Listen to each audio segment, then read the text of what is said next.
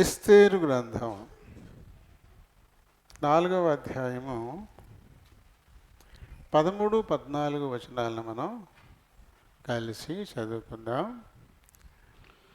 Mordecai ఎస్తేరుతో ఇట్లు ప్రత్యుత్తరమిచ్చి, రాజనగరులో ఉన్నంత మాత్రము చేత యూదులందరికంటే నీవు తప్పించుకొందువని నీ మనసులో తలంచుకొనవద్దు.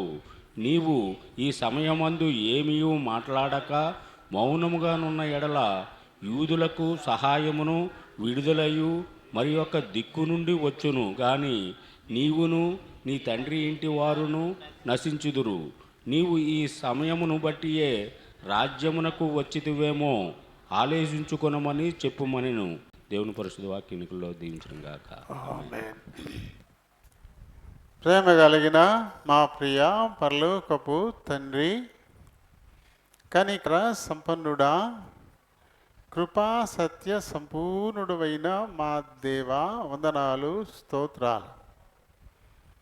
మీ ఉచితమైన కృపను బట్టి మా జీవితాలలో అనుగ్రహించిన మరొక పునరుత్థాన దినాన్ని బట్టి మీకే కృతజ్ఞతాస్తుతులు చెల్లిస్తున్నాం.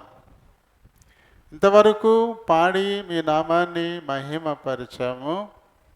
మీ లేఖనాన్ని ధ్యానించాలని ఆశపడుతున్నాం. మా వెనికిడిలోనికి తేబడిన లేఖన భాగమును బట్టి స్తుతిస్తున్నాను. ఈ లేఖనాన్ని బట్టి మాట్లాడడానికై దీనుడను బలహీనుడను ప్రభా నేను నిలబడబోతూ ఉన్నాను. దయతో నన్ను క్షమించండి, నన్ను ఖాళీ చేయండి. మీ చిత్తానుసారమైన మాటలు నా నోట నింపి మీరే మాట్లాడుకుని మహిమ ఘనత ప్రభావాల్ని పొందమని అడుగుతా ఉన్నాను. చేర్చబడిన మా ప్రియులందరిని బట్టి వందనాలు, స్తోత్రాలు. ఇంకెవరైనా మార్గం ముందుంటే త్వరపెట్టి తోడుకొని రండి. నిలిచిపోతున్న వారిని కూడా జ్ఞాపకం చేసుకోండి తండ్రి. వారిని క్షమించండి, వారికి మరొక తరుణాన్ని అనుగ్రహించమని కోరుచు బ్రతిమాలుకుంటూ ఉన్నాను. ఆటంకములు రాక మానవు అని మీరు చెప్పారు, వస్తాయి. అయితే వాటిని మేము అధిగమించిన వాటి మీద విజయం సాధించి మీ సన్నిధికి వచ్చి మిమ్మల్ని మహింపరచాల్సిన వారంగా ఉన్నాం. ఆ రీతి నడుచుకునేందుకు సహాయం చేయండి. ఈ వచ్చిన వారెల్లా కొద్ది సమయం తమ హృదయాలు చెవులుని పరలోకపు గవిని వైపు కేంద్రీకరించులాగున సహాయం చేయండి. నిద్రాత్మల్ని, అంధకార శక్తుల్ని నజరేయుడైన యేసు నామములో బంధిస్తున్నాం. నన్ను, మమ్ములను, మందిరాన్ని, విద్యుత్, సౌండ్ సిస్టమ్ వీటన్నిటిని మీ చేతులకు అప్పగించుకుంటూ మీ నామమునతిగా హెచ్చిస్తూ నన్ను మమ్మల్ని తగ్గించుకుంటూ ప్రభువును మా రక్షకుడునైనా యేసు నామములో ఈ మనవులు సమర్పిస్తూ ఉన్నాను మా పరమ తండ్రి. ఆమేన్. Praise the lord, praise the lord. ప్రభునామలందరికీ వందనాలు. దేవుడు తన ఉచితమైన కృపను బట్టి మన జీవితాల్లో మరొక పునరుత్థాన దినం ప్రభు పాద సన్నిధిలో గడిపేందుకు మనకు అనుగ్రహించారు. ఆయనకు మనం ఎంతైనా వందనస్తులమై ఉన్నాం. దేవుడు కేవలం మనల్ని ఎంతో ప్రేమించాడు. ఎందుకంటే ఎంతోమంది ఈ దినాన్ని చూడకుండా వెళ్ళిపోయిన వారు ఉన్నారు. ఇంకా విపత్కరమైనటువంటి పరిస్థితుల్లో, ఇబ్బందుల్లో ఇరుక్కున్న వారుగా కూడా ఉన్నారు. కానీ దేవుడు మనల్ని ఎంతో ప్రేమించాడు.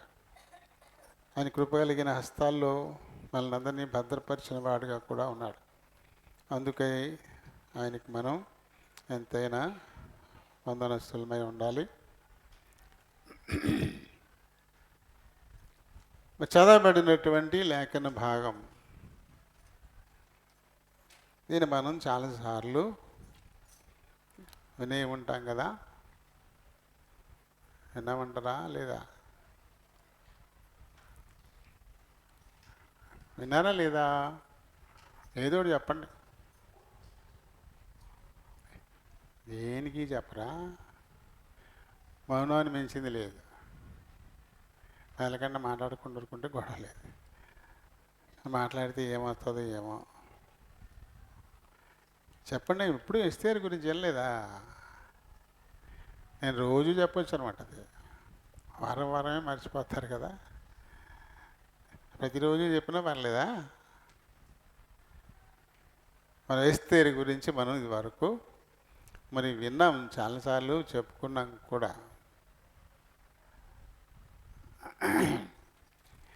ఎస్తేరు మరి బైబిల్లో స్త్రీల పేరుతో ఉన్నటువంటి పుస్తకాలు ఎన్ని?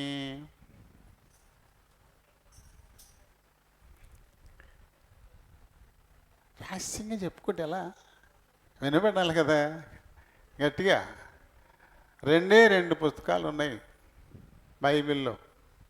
మొత్తం 66 పుస్తకాల్లోనూ ఈ 2 కూడా పాత నిబంధనలోనే ఉన్నాయి. కొత్త నిబంధనలో స్త్రీ పేరుతో ఏమీ లేవు. ఒకటి ఎస్తేరు, దీని ముందు ఒకటి వచ్చేసింది. ఏంటది? రూతు. గట్టిగా నా మాట వినపట్లేదు అంటారు కానీ మీ మాట వినపడుతున్నాయా? నా గొంతు వినపడట్లేదంట. నాదేమో అరుతూ నాకేమో రాదు. ఒక్కొక్కసారి ఏమో సౌండ్లో ఏమైనా తేడా వచ్చేది ముద్దగా వచ్చేయచ్చు, కానీ వినపడట్లేదు. ఏమైపోయింది, నీరసం వచ్చేసిందా, ఏమైనా అయిపోయిందా, ఏమైనా డబ్బాలు పట్టించాలా అనుకుంటారంట. ఇది అలాగే ఉంది, ఏం బావాలా. ఆ సౌండ్ సిస్టంలో కొంచెం తేడాలు వచ్చినా ఒక్కొక్కసారి అర్థం కాదు. మీరు ఏమరపాటుగా ఉన్నా మీకు అర్థం కాదు. గట్టిగానే మాట్లాడుతాను, ఎందుకంటే అరుతూ నాకు రాదు కదా. ఎన్నేళ్ళు? 35 ఏళ్ళు అలవాటైంది. బడిలో పిల్లలకి అరిచి చెప్పక్కర్లేదు కదా, వాళ్ళకి విషయం అర్థమయ్యేలా మామూలుగా చెబుతాం. అదే అలవాటు అయిపోయింది, అలానే మాట్లాడతాం. మనం ప్రసంగికులం కాదు, పాస్టర్లము కాదు. అదైతే ముందు అరవడమే నేర్పిస్తారు వాళ్ళకి. పాస్టర్ ట్రైనింగ్లో ముందు ఏ రీతిలో అరవాలి అదే నేర్పిస్తారు, దానికి ప్రాక్టీస్ చేయిస్తారు. పొద్దున్నే లేచి నోటి నిండా నీళ్ళు పట్టుకుని అలా పట్టిస్తారట. నోటి నిండా నీళ్ళు పట్టి అలా కాసేపు అలా ఉండడం మొదలెడితే క్రమంగా గొంతుకు గంభీరం అయిపోద్దంట. గొంతులో ఉన్న ఆ స్మూత్నెస్ పోయి రఫ్గా, ఎక్కువ బైబిల్ మిషన్లో చూడండి, ఎవరు మాట్లాడినా ఎలా ఉంటుంది వాళ్ళ గొంతుగా, చూసారా? ఇదే నేర్పుతారంట ముందు. కాబట్టి మొదలెట్టడమే ప్రియులారా అంటూ మొదలెడతారన్నమాట. మొదలెడితే అలా మొదలెడతారు. ఇంకా అదే రేంజ్, ఏ గేర్లో బండి మొదలెడితే అదే గేర్లో వెళ్తుంది స్పీడ్గా. ఏ గేర్లో మాట్లాడుతూ మొదలెడితే ఆ గేర్లోనే ఉంటుంది కదా. మరి కాబట్టి అలా అరచటం నాకు రాదు, అరవలేను. ఎప్పుడైనా మధ్యలో వచ్చిందంటే అది దేవుని ప్రేరణతో కొంచెం స్వరం పెరుగుది తప్ప అది నేను ఎప్పుడైతే ఇలాగే మాట్లాడతాను. అవసరమైనప్పుడు దేవుడు ఒక్కొక్కసారి కొంచెం గట్టిగా మాట్లాడిస్తాడు, అది ఆయన చిత్తమే. స్త్రీ పేరుతో ఉన్నటువంటివి 2 పుస్తకాలు. ఒకటి రూతు, ఆమె అయితే మోయాబీయురాలు. ఒక అన్య జాతిలో నుంచి దేవుడు తన వంశావళిలోనికి తెచ్చుకున్నటువంటి ఒక స్త్రీ కదా. అన్యులకు కూడా రక్షణ ఉంది కదా. అబ్రహాము చెప్పాడు, నీ సంతతి వారిని బట్టి భూలోక వంశాలన్నీ కూడా ఆశీర్వదింపబడతాయి. అన్యులందరూ కూడా ఒక రకంగా చెప్పాలంటే అందులో ప్రథమ ఫలంగా మనం రూతమ్మ గారిని చెప్పుకోవచ్చు. ఇంకా తర్వాత అందులో 2 క్యారెక్టర్లు చూపించాడు మనకి కదా. బెత్లెహేం, రొట్టెల ఇల్లు, దేవుడు ఆశీర్వదించినటువంటి ఆ చిన్న పట్టణం నుంచి ఇక్కడ ఉన్నదానితో సంతృప్తి చెందక దూరపు కొండలు నునుపు అన్నట్టుగా పోకూడని దేశం, శాపగ్రస్తమైన మోయాబు దేశం వెళ్ళిపోయింది నయోమి. తన పేరుకు అర్థం మాధుర్యం. అక్కడికి వెళ్ళిన తర్వాత మాధుర్యాన్ని పోగొట్టుకుంది. భర్తను, 2 కుమారుల్ని కూడా పోగొట్టుకొని మొగుడు బారిపోయి మళ్ళీ తిరిగి బెత్లెహేము వచ్చిన తర్వాత, నేను నయోమిని కాదు, నాలో మాధుర్యం లేదు, నన్ను మారా అని పిలవండి, నా బతుకు చేదైపోయింది అంది. ఒకళ్ళు ఇక్కడి నుంచి అక్కడికి వెళ్ళి పాడైపోయారు. అయితే పాడైపోయిన దేశాన్ని నుంచి ఒక ఆమె దేవుని పట్టణానికి వచ్చి చేరుకుని లోకరక్షకుని యొక్క వంశావళిలో స్థానాన్ని సంపాదించుకుంది రూతమ్మ. రెండవ పుస్తకం వచ్చి ఎస్తేరు. ఎస్తేరుకు రెండు పేర్లు ఉన్నాయి కదా. ఒకటి హదస్సా, తన తల్లిదండ్రులు తనకు పెట్టిన పేరు అది. హదస్సా అనేది తన తల్లిదండ్రులు తనకు పెట్టినటువంటి పేరు. మరి ఎస్తేరు ఎక్కడి నుంచి వచ్చింది అంటే, తనను రాణిని చేసుకున్న రాజుగారు పెట్టుకున్నాడు ముద్దుగా ఎస్తేరు అని. అహస్వరేసు హదస్సాకి ఎస్తేరు అని పేరు పెట్టుకున్నాడు. ఈ రెండు పేర్లకు వేరు వేరు అర్థాలు ఉన్నాయి. హదస్సా అంటే గొంజి చెట్టు అని అర్థం. గొంజి చెట్టు. గొంజి చెట్టు ఒక 8 అడుగుల ఎత్తు మాత్రమే పెరుగుతుందండి. అది అన్ని కాలాల్లోనూ పచ్చగా ఉంటుంది. అంటే మన చెట్లు ఉండవా అంటే, కొన్ని ఉంటాయి, కొన్ని ఉండవు, ఎక్కువ ఉండవు. ఇవి ఒక కాలం వచ్చేసరికి ఆకులు రాల్చేసి మూడైపోయి తర్వాత కొత్త చిగుర్లు పడతాయి. కానీ ఈ గొంజి చెట్టు ఎప్పుడూ పచ్చగానే ఉంటుంది అన్నమాట. అంటే పండిన ఆకు ఏదో రాలుతుంది తప్ప ఒకేసారి గంప కొత్తగా ఆకులన్నీ రాల్చేసి కొత్త చిగుర్లు పెట్టుకొచ్చే పరిస్థితి ఉండదు. అలాంటి ఓ ప్రత్యేకత ఈ గొంజి చెట్టుకుంది. నిత్యము పచ్చగా ఉంటుంది. మొదటి కీర్తనలో చెప్పబడినట్టుగా కదా, యెహోవా ధర్మశాస్త్రాన్ని దివారాత్రములు ధ్యానించేవారు ఎలా ఉంటారంటే, నీటి కాలువల యోరను నాటబడినదై ఆకు వాడక. అది ఆకు వాడిపోదంటే ఎప్పుడూ పచ్చగా ఉంటుందని. అలాంటి అర్థం వచ్చేటువంటి పేరు తన తల్లిదండ్రులు ఆమెకి ఆ పేరు ఇచ్చారు. ఇంకా గొంజికి ఇంకా ప్రత్యేకతలు. దాని ఆకులు చాలా ఔషధ గుణాలతో నిండి ఉంటాయంట. ఆకు ఎండిపోయిన తర్వాత దాన్ని పౌడర్ చేసి నూనెలో కలిపి పసిబిడ్డల దేహాలకి పోస్తారంట. చాలా స్మృతిమెత్తగా స్మూత్గా ఉండేటువంటి శరీరాలు గట్టిపడతాయంట దానివల్ల. ఇంకా అంత మంచి లక్షణం దానికి ఉంది.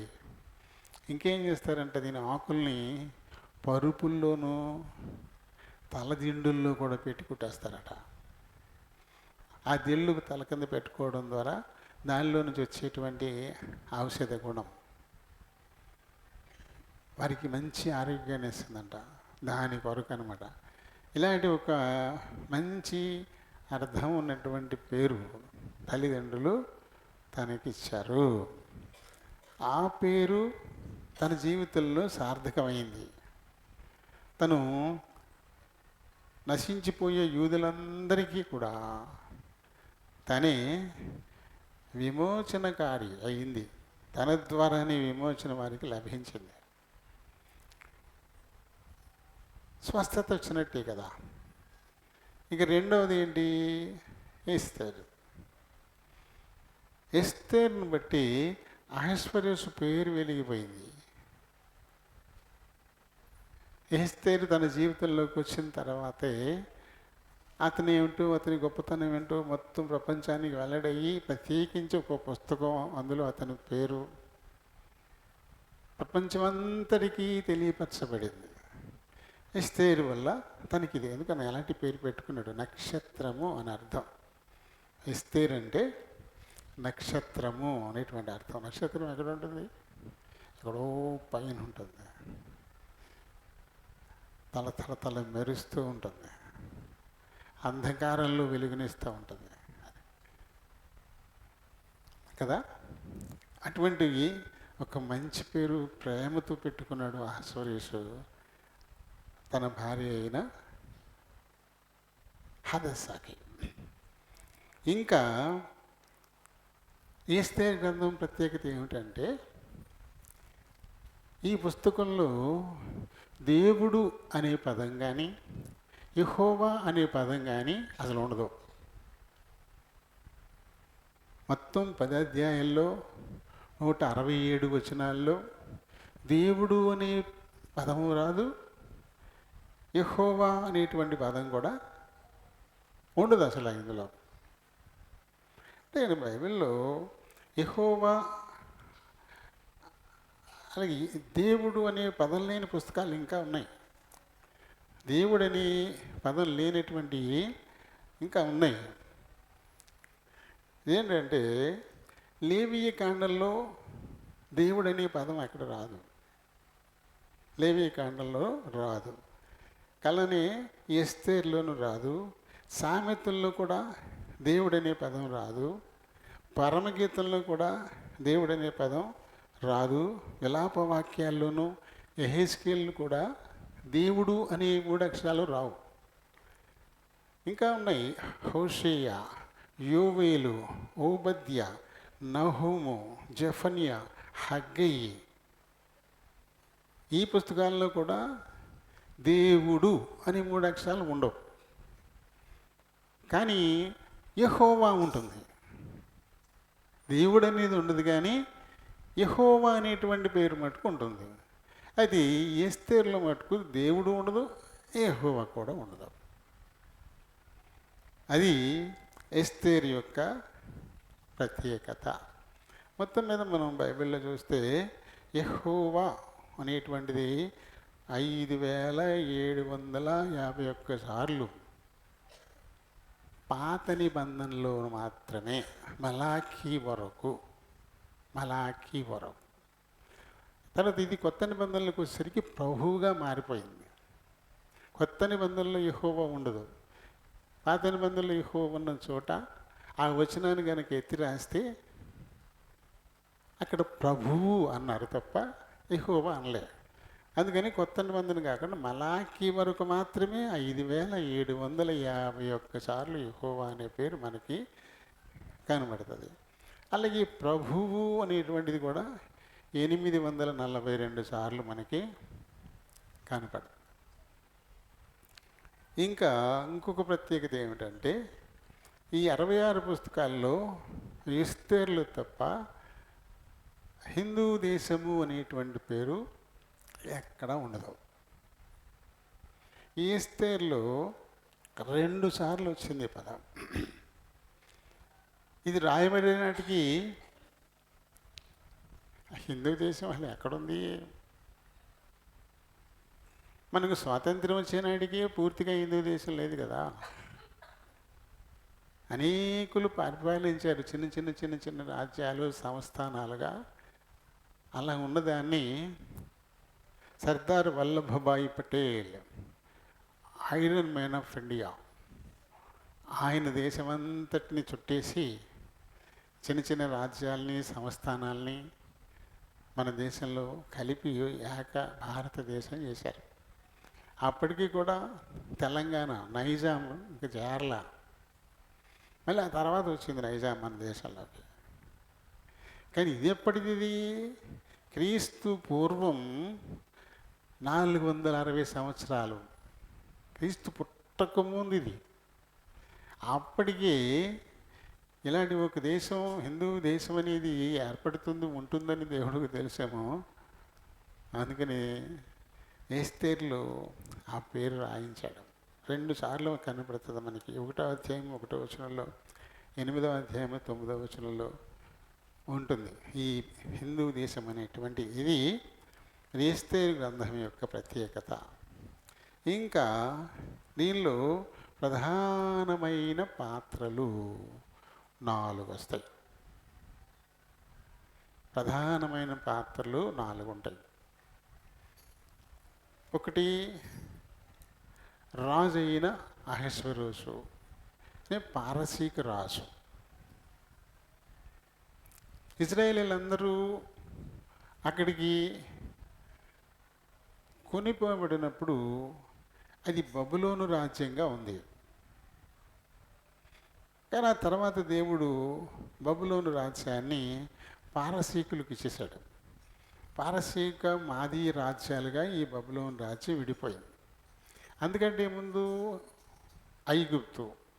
ఐగుప్తును తొక్కేసి బబులోన్ వచ్చేసింది. బబులోన్ నుంచి పారసీక రాజ్యాలు వచ్చేసినాయి, మాదీ రాజ్యాలు. అహస్వరోషు ఇది ఇతనేమి నియంత కాదు, చాలా మంచి రాజు. ఆ తర్వాత రెండవ పేరు ఎస్తేరు. ఆమె ఈ బుక్ అంతటికి హీరోయిన్, నాయిక. తన పేరునే ఉంది. ఇది స్త్రీ ఓరియంటెడ్ అన్నమాట, స్త్రీ ఓరియంటెడ్ బుక్. ఆ తర్వాత ముర్దెకాయ్ అనేటువంటి పేరు. కొద్దిపాటి మనుష్యుడు అని అర్థం వచ్చే పేరు ఇది. చాలా చిన్నోడు, కొద్దిపాటి మనుషుడు, చాలా తగ్గింపు కలిగిన వాడు, చాలా ప్రేమ కలిగినటువంటి వాడు. కానీ దేవుని కొరకు రోషం కలిగిన వాడు. దేవుని కొరకు అయితే రోషము కలిగినటువంటి వాడు. అది ఆయన పేరు. మూడవడిన ఆ తర్వాత ఒక విలన్ ఉండాలి కదా ఏ స్టోరీకైనా. ఈ స్టోరీ కూడా ఒక విలన్ ఉన్నాడు. అతనే హామాను ఈ స్టోరీ అంతటికి విలన్ అన్నమాట. దానికి అర్థం దయనొందువాడు అనేటువంటి అర్థం వచ్చే పేరు అతనికి తల్లిదండ్రులు పెట్టారు. కానీ తన బ్రతుకు దయనొందని బ్రతికైపోయింది. దయ పొందకపోవడానికి కారణం మనమే. తెలుగులో ఒక పద్యం చదువుతాం కదా, ఏం పద్యం అది? ఏంటది? క్లూ ఇస్తాను, చెప్తారా? పూర్తి చెప్తారా? దయ చుట్టంబవు. ఇప్పుడు చెప్పండి. ఎవరు చెప్పరా? దయ చుట్టంబవు అని ఉంటుంది కదా. అంతకుముందు నాకు గుర్తులేదు, అందుకే మీరు చెప్తారేమో నేను అడుగుతున్నాను. మీరు చెప్పట్లేదు ఏమా? చెప్పరేంటి? ఎవరికి గుర్తులేదా? మనకి ఎప్పుడు దయ కలిగి ఉంటామో ఖచ్చితంగా ఆ దయ ఎప్పటికప్పుడు చుట్టమై మనకి సహాయపడుతుంది. అది లేనప్పుడు ఎక్కడ సహాయం చేసే చుట్టాలు ఏమి ఉండరు. ఈ అయ్యే లోపలైనా గుర్తు చేయండి. నాకు మర్చిపోయాను, మొదటి స్టార్టింగ్ వచ్చేస్తుంది ట్రబుల్లో. నీకు ఏమైనా గుర్తుందా? ఎవరికి గుర్తులేదా? నేను చెప్పాను ఈ పద్యాన్ని ఇంతవరకు మీకు చాలాసార్లు, కానీ ఇప్పుడు స్టార్టింగ్లో ఆగిపోయింది. నాకు దయ చుట్టంబోగా మరి దగ్గర అది మాత్రం గుర్తుంది. ఆలోచించండి. దయనుందేలా చేస్తుంది. ఈ దయ అనేది హామానుకు లేకుండా పోయింది. ఈగోయిస్ట్ అయిపోయాడు, చాలా ఈగోయిస్ట్ అయిపోయాడు. కాబట్టి అతను దయనొందని వాడు అయిపోయాడు. తనకు పేరైతే దయనొందువాడు అని పెట్టినప్పటికీ దయనొందని వాడైపోయాడు. ప్రధానంగా ఈ 4 పాత్రలు ఈ ఎస్తేర్లో మనకు ఉంటాయి. ఒక విలను, ఒక నాయిక, ఒక రాజుగారు, ఆ తర్వాత ఒక సామాన్యుడైనటువంటి దేవుని యందు భయభక్తులు కలిగి రోషము కలిగిన వాడు. ఎవరైనా మొర్దెకాయ్ కదా. మొర్దెకాయ్ మనం చదివినటువంటి భాగం దగ్గరికి వెళ్తే అక్కడ మొర్దెకాయ్ ఎస్తేరుతో మాట్లాడినటువంటి మాటలు ఇవి. ఎస్తేరుకు తను ఎదురు బదురు మాట్లాడుకోలేదు, మధ్యన అక్కడ ఉన్నాడు, అటు ఇటు వార్తలు మోసుకొచ్చేవాడు. అతనితో చెప్పినటువంటి మాట అన్నమాట ఇది. నీవు ఈ సమయమును బట్టియే రాజ్యమునకు వచ్చితివేమో ఆలోచించుకునుమని చెప్పు అనేను. నువ్వు వెళ్ళి రాణి అయిన ఎస్తేరుతో ఇలా చెప్పు. దాని ముందు ఒక వార్నింగ్ ఉంది. నేను రాణివాసంలో ఉన్నాను కదా, నా ప్రాణానికి ఏ హాని ఉండదు అని నువ్వు అనుకుంటున్నావేమో. యూదులందరికీ వ్యతిరేకంగా రాజు శాసనం చేశాడు కాబట్టి ఎక్కడున్నా యూదులైన వారు చంపబడతారు. కాబట్టి నువ్వు కూడా చచ్చిపోతావు. అయినా దేవుడు తన ప్రజలకు ఏదో విధంగా సహాయాన్ని ఆయన అందించగలడు కదా, అందిస్తాడు. యూదులకు సహాయమును విడుదలయు మరొక దిక్కు నుండి అది వస్తుంది. తన ప్రజలను ఆయన కాపాడుకుంటాడు. కానీ నీవు నీ ఇంటి వారు నాశనం అయిపోతారు. జాగ్రత్తగా ఆలోచించు. నేను రాణిని ఎందుకు చేశాడు దేవుడు? ఇందుకోసమే చేశాడేమో. ఆ ఏలుబడి చేసేటువంటి స్థానానికి నీ ప్రజలను కాపాడడానికే నిన్ను అక్కడికి పంపించాడేమో. ఆలోచించుకోమని అంటున్నాడు. ఇప్పుడు మనకి ఎన్నో ప్రశ్నలు వస్తాయి. అసలు ఈమె ఎవరు? రాణివాసం దాకా ఎందుకు వెళ్ళింది? యూదులకు వచ్చిన ఇబ్బంది ఏంటి? అది ఎవరి వల్ల వచ్చింది? ఎస్తేరు చేయాల్సిందేంటి? ఎందుకు మొర్దెకై ఈ రీతిగా ఎస్తేరుతో మాట్లాడుతున్నాడు? అసలు మొర్దెకైకి ఎస్తేరుకి ఉన్నటువంటి సంబంధం ఏంటి? అసలు వీళ్ళు బబులోను ఎందుకు వెళ్ళారు? ఇలాంటివి ఎన్నెన్నో ప్రశ్నలు మనకి కనబడతాయి. అసలు మీకు ఎవరికి రాలేదా? మీకు ఎవరికి ఈ ప్రశ్నలు రాలేదా? అలా వింటారు అంతేనా? చెప్పుకున్నాడు ఏదో చెప్పుకుంటాడు, ఏదో అలా వచ్చాం కాబట్టి కూర్చుంటాం అంతేనా? ఈ ప్రశ్నలు ఏమి రావా? ఇజ్రాయెల్ దేశం బబులోను దేశం, ఆ తర్వాత పారసీక దేశం అయిందని చెప్తున్నాం.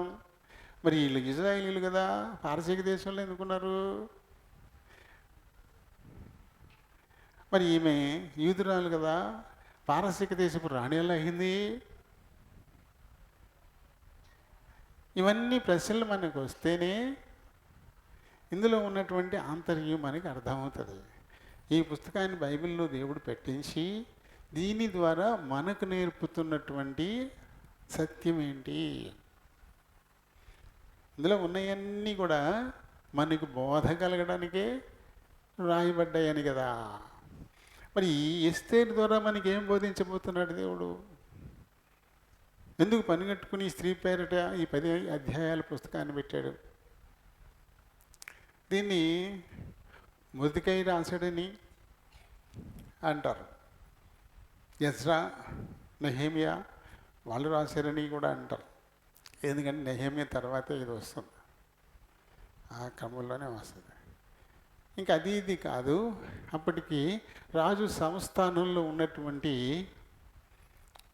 ఒక జ్ఞాని ఈ సందర్భాలన్నీ ప్రజలకు ఉపయోగపడేలాగా రాసి పెట్టాడు అని ఉంటుంది తప్ప ఖచ్చితంగా దీన్ని ఈయనే రాశాడు అని చెప్పడానికైతే ఏం లేదు చరిత్రలో. దీన్ని ఈయనే రాశాడు అనడానికి లేదు. మరి ఎందుకు నువ్వు వారి చేత రాయించింది మనకి ఇచ్చాడు దేవుడు అంటే 2వ రాజుల గ్రంథం 25వ అధ్యాయంలో యూదులందరినీ కూడా బబులోనికి బానిసలుగా తీసుకొని పోవడం అనేది జరిగింది కదా. దేవుడు ఇచ్చినటువంటి హెచ్చరికను వీళ్ళు పట్టించుకున్నవారు కాదు. మరి ఈ ఇర్మియా ద్వారా ఇచ్చిన హెచ్చరికను మనం చూస్తే ఇర్మియా 27వ అధ్యాయం అంతా చూస్తే దానిలో మనకి కనబడుతుంది. 27 ప్రారంభం నుంచి చదువుదాం. యూదా రాజైన యోషియా కుమారుడు యెహోయాకీము ఏలన ఆరంభించినప్పుడు ఇలాగు సెలవిచ్చను, ఇస్తున్నాడు. నీవు కాడిని పలుపులను చేయించుకుని ఇంక కిందకు వచ్చేద్దారులే, ఇంక కిందకు వచ్చేది 6 నుంచి చదువుదాం. ఇప్పుడైతే దేశములన్నిటినీ నా దాసుడగు బబులోను రాజైన నెబుకద్నెజరు వశము చేయుచున్నాను. అతని సేవించుటకై భూజంతువులను కూడా అతని వశము చేయుచున్నాను. అతని స్వదేశమునకు కాలము వచ్చు వరకు సమస్త జనులు అతనికిని అతని కుమారునికిని అతని కుమారుని కుమారునికిని దాసులై ఉందురు. ఆ కాలం రాగా బహుజనముల మహారాజులు అతని చేత దాస్యము చేయించుకుందురు. ఇలా బబులోను రాజుకి నేను అప్పచెప్పేశాను వీటన్నిటినీ కూడా. కాబట్టి మీరు బబులోను రాజు వెంట అతనికి దాసులుగా వెళ్ళిపోండి. మీరు అక్కడికి వెళ్ళిపోతే నేను తర్వాత మళ్ళీ నేను వెనక్కి తీసుకొస్తాను నేను. ఏ జనము ఏ రాజ్యము బబులోను రాజైన నెబుకద్నెజరునకు దాస్యము చేయనొల్లక బబులోను రాజు యొక్క కాడిని తన మెడ మీద పెట్టుకొనదో దానిని నేను అతని చేత బొత్తిగా నాశనము చేయించు వరకు ఆ జనమును ఖడ్గము చేతను క్షామము చేతను తెగులు చేతను శిక్షించెదను. మీరైతే వెళ్ళిపోండి. నా ఆజ్ఞను మీరి వెళ్ళకుండా ఎవరు ఉంటారు?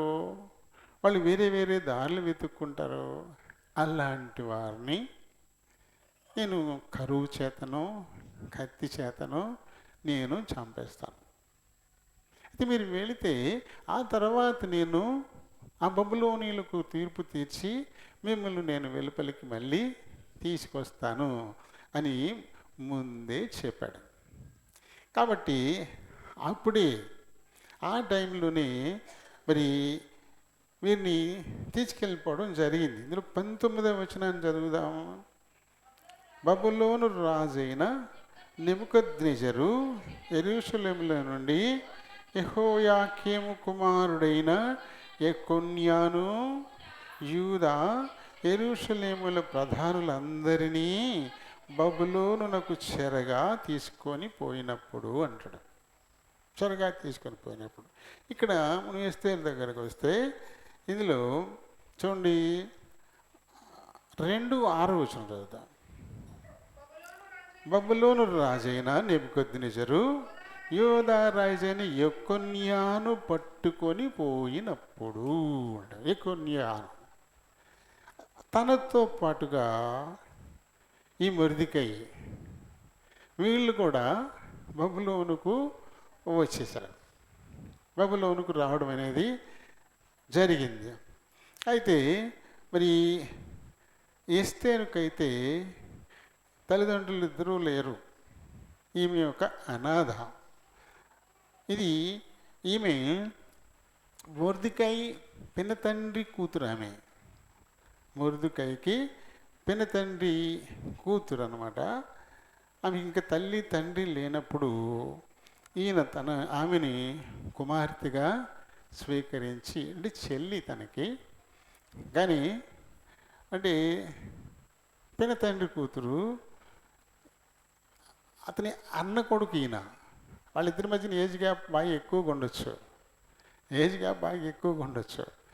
ఆ పినతండ్రికి ఎస్తేరు పుట్టేటప్పటికి మొర్దెకై చాలా పెద్దోడుగా ఉండొచ్చు అనమాట. ఇంచుమించుగా తండ్రిగా ఉండే స్థానం వచ్చేసి ఉండొచ్చు. అందుకని ఆమెను కుమార్తెగా ఆయన స్వీకరించి పెంచాడు. మొర్దెకైతో పాటు ఈమె కూడా బబులోనుకు బానిసత్వంలోకి వచ్చేసారు. అంటే పారసీక దేశం అయింది తర్వాత అది. ఈ పారసీక దేశంలో 127 సంస్థానాల్లోకి యూదులందరూ చెదిరిపోయి ఉన్నారు. ప్రతి సంస్థానంలోనూ యూదులు ఉన్నారు. అది ఇక్కడ శోషను కోట, అంటే రాజు ఉండేటువంటి చోటు అనమాట ఇది. అది 2:5 చూడండి. శోషను కోటలో బెన్యామీనుడగు కీషునకు పుట్టిన షిమీ కుమారుడగు యాయీరు వంశస్థుడైన మొర్దెకై. మొర్దెకై ఈ శోషను కోటలో ఉన్నాడు. ఇతని ఉద్యోగం ఏంటంటే గేట్ కీపర్, ద్వారపాలకుడు. రాజు యొక్క ఆ భవనం దగ్గర చాలా అంచెలంచెలు ఉంటాయి గుమ్మాలు. ఏదో ఒక గుమ్మ, ప్రతి గుమ్మానికి ఎదురేసి ఉంటారు కాపర్లు, చెరువు పక్కన బల్లెలు పెట్టుకొని. అందులో ఈయన ఒకడు. అతని ఉద్యోగం అది, చిన్నపాటి ఉద్యోగం, బ్రతుకు తెరువు కోసం. ఇలా ఉన్న పరిస్థితుల్లో భూత భవిష్యత్ వర్తమానాలు ఎరిగినటువంటి దేవుడు. కాబట్టి భవిష్యత్తులో యూదులందరికీ ఒకని ద్వారా శ్రమ రాబోతోంది. యూదులందరి పీక మీదకి కత్తి రాబోతుందని దేవుడికి తెలుసు కదా. తెలుసు కాబట్టి ముందుగానే తన ఏర్పాట్లు ఆయన చేసుకున్నాడు. ముందుగానే. ఇలాంటి సందర్భం మనకి ఇంతకుముందు వచ్చి ఉంటుంది. ఏమైనా గుర్తుందా? చెప్ప గట్టిగా. యోసేపే అతడు మనకి ముందు గుర్తుగా. యోసేపు ముందు ఐగుప్తుకు వెళ్ళాడు. ఆ తర్వాత యాకోబు మిగతా 11 మంది కొడుకులు వాళ్ళ కుటుంబాలతో సహా ఐగుప్తుకు వెళ్ళారు. ఇది ఇస్సాకు కూడా పుట్టక ముందు దేవుడు అబ్రాముతో చెప్పింది. దాన్ని నెరవేర్చడం కొరకు ముందుగానే యోసేపుని తన తండ్రి ఇంటి నుంచి వేరు చేసి ఐగుప్తు దాకా పంపించాడు. అతని ద్వారా వీళ్ళందరూ అక్కడికి పోయి 400 పైచిలుకు సంవత్సరాలు అక్కడ దేవుడు ఉంటాడని ఆదికాండం 15వ అధ్యాయంలో దేవుడు చెప్పినటువంటి మాట నెరవేరడం కోసం ముందుగానే యోసేపుని దేవుడు అక్కడికి పంపించాడు. ఎప్పుడు వస్తుందో సమస్య, ఎప్పుడు ఎంతకాలం అది? ఇసాకు కూడా పుట్టలేదు కదా. ఇసాకు పుట్టాలా, అతని పెళ్లి కావాలా, అతనికి మళ్ళీ కొడుకులు పుట్టాలా, ఆ కొడుకు మళ్ళీ పెళ్లి కావాలా, మళ్ళీ వాళ్ళకి పిల్లలు పుట్టాలా, చాలా కాలం పడుద్ది. ఆ తర్వాత ఏం జరగబోతుందో ముందే ఎరిగిన వాడే యోసేపును ఎన్నుకున్నాడు. యోసేపును అక్కడ దాకా పంపించాడు. అలాగే ఇప్పుడు ఇక్కడ ఈ షూషను కోటలో రాణిగా ఉండాల, లేకపోతే తన ప్రజలకు భద్రత ఉండదు. తన ప్రజలను రక్షించుకోవడం కోసం ఆయన అన్నట్టే ఏమన్నాడు ఆయన ఇందాక మొద్దుకై ఏమన్నాడంటే నీవు ఈ సమయమందు ఏమయూ మాట్లాడక మౌనముగా నున్న ఎడలా యూదులకు సహాయము విడుదల మరి ఒక దిక్కు నుండి వచ్చును. దేవుడికి తెలుసు ఎలా సహాయం అందించాలో, ఎలా రక్షించాలో ఆయనకి తెలుసు. అయితే ఆ కార్యంలో నేను ఒక సాధనంగా ఉండాలా అని అనుకోవాలి ఎవరైనా సరే.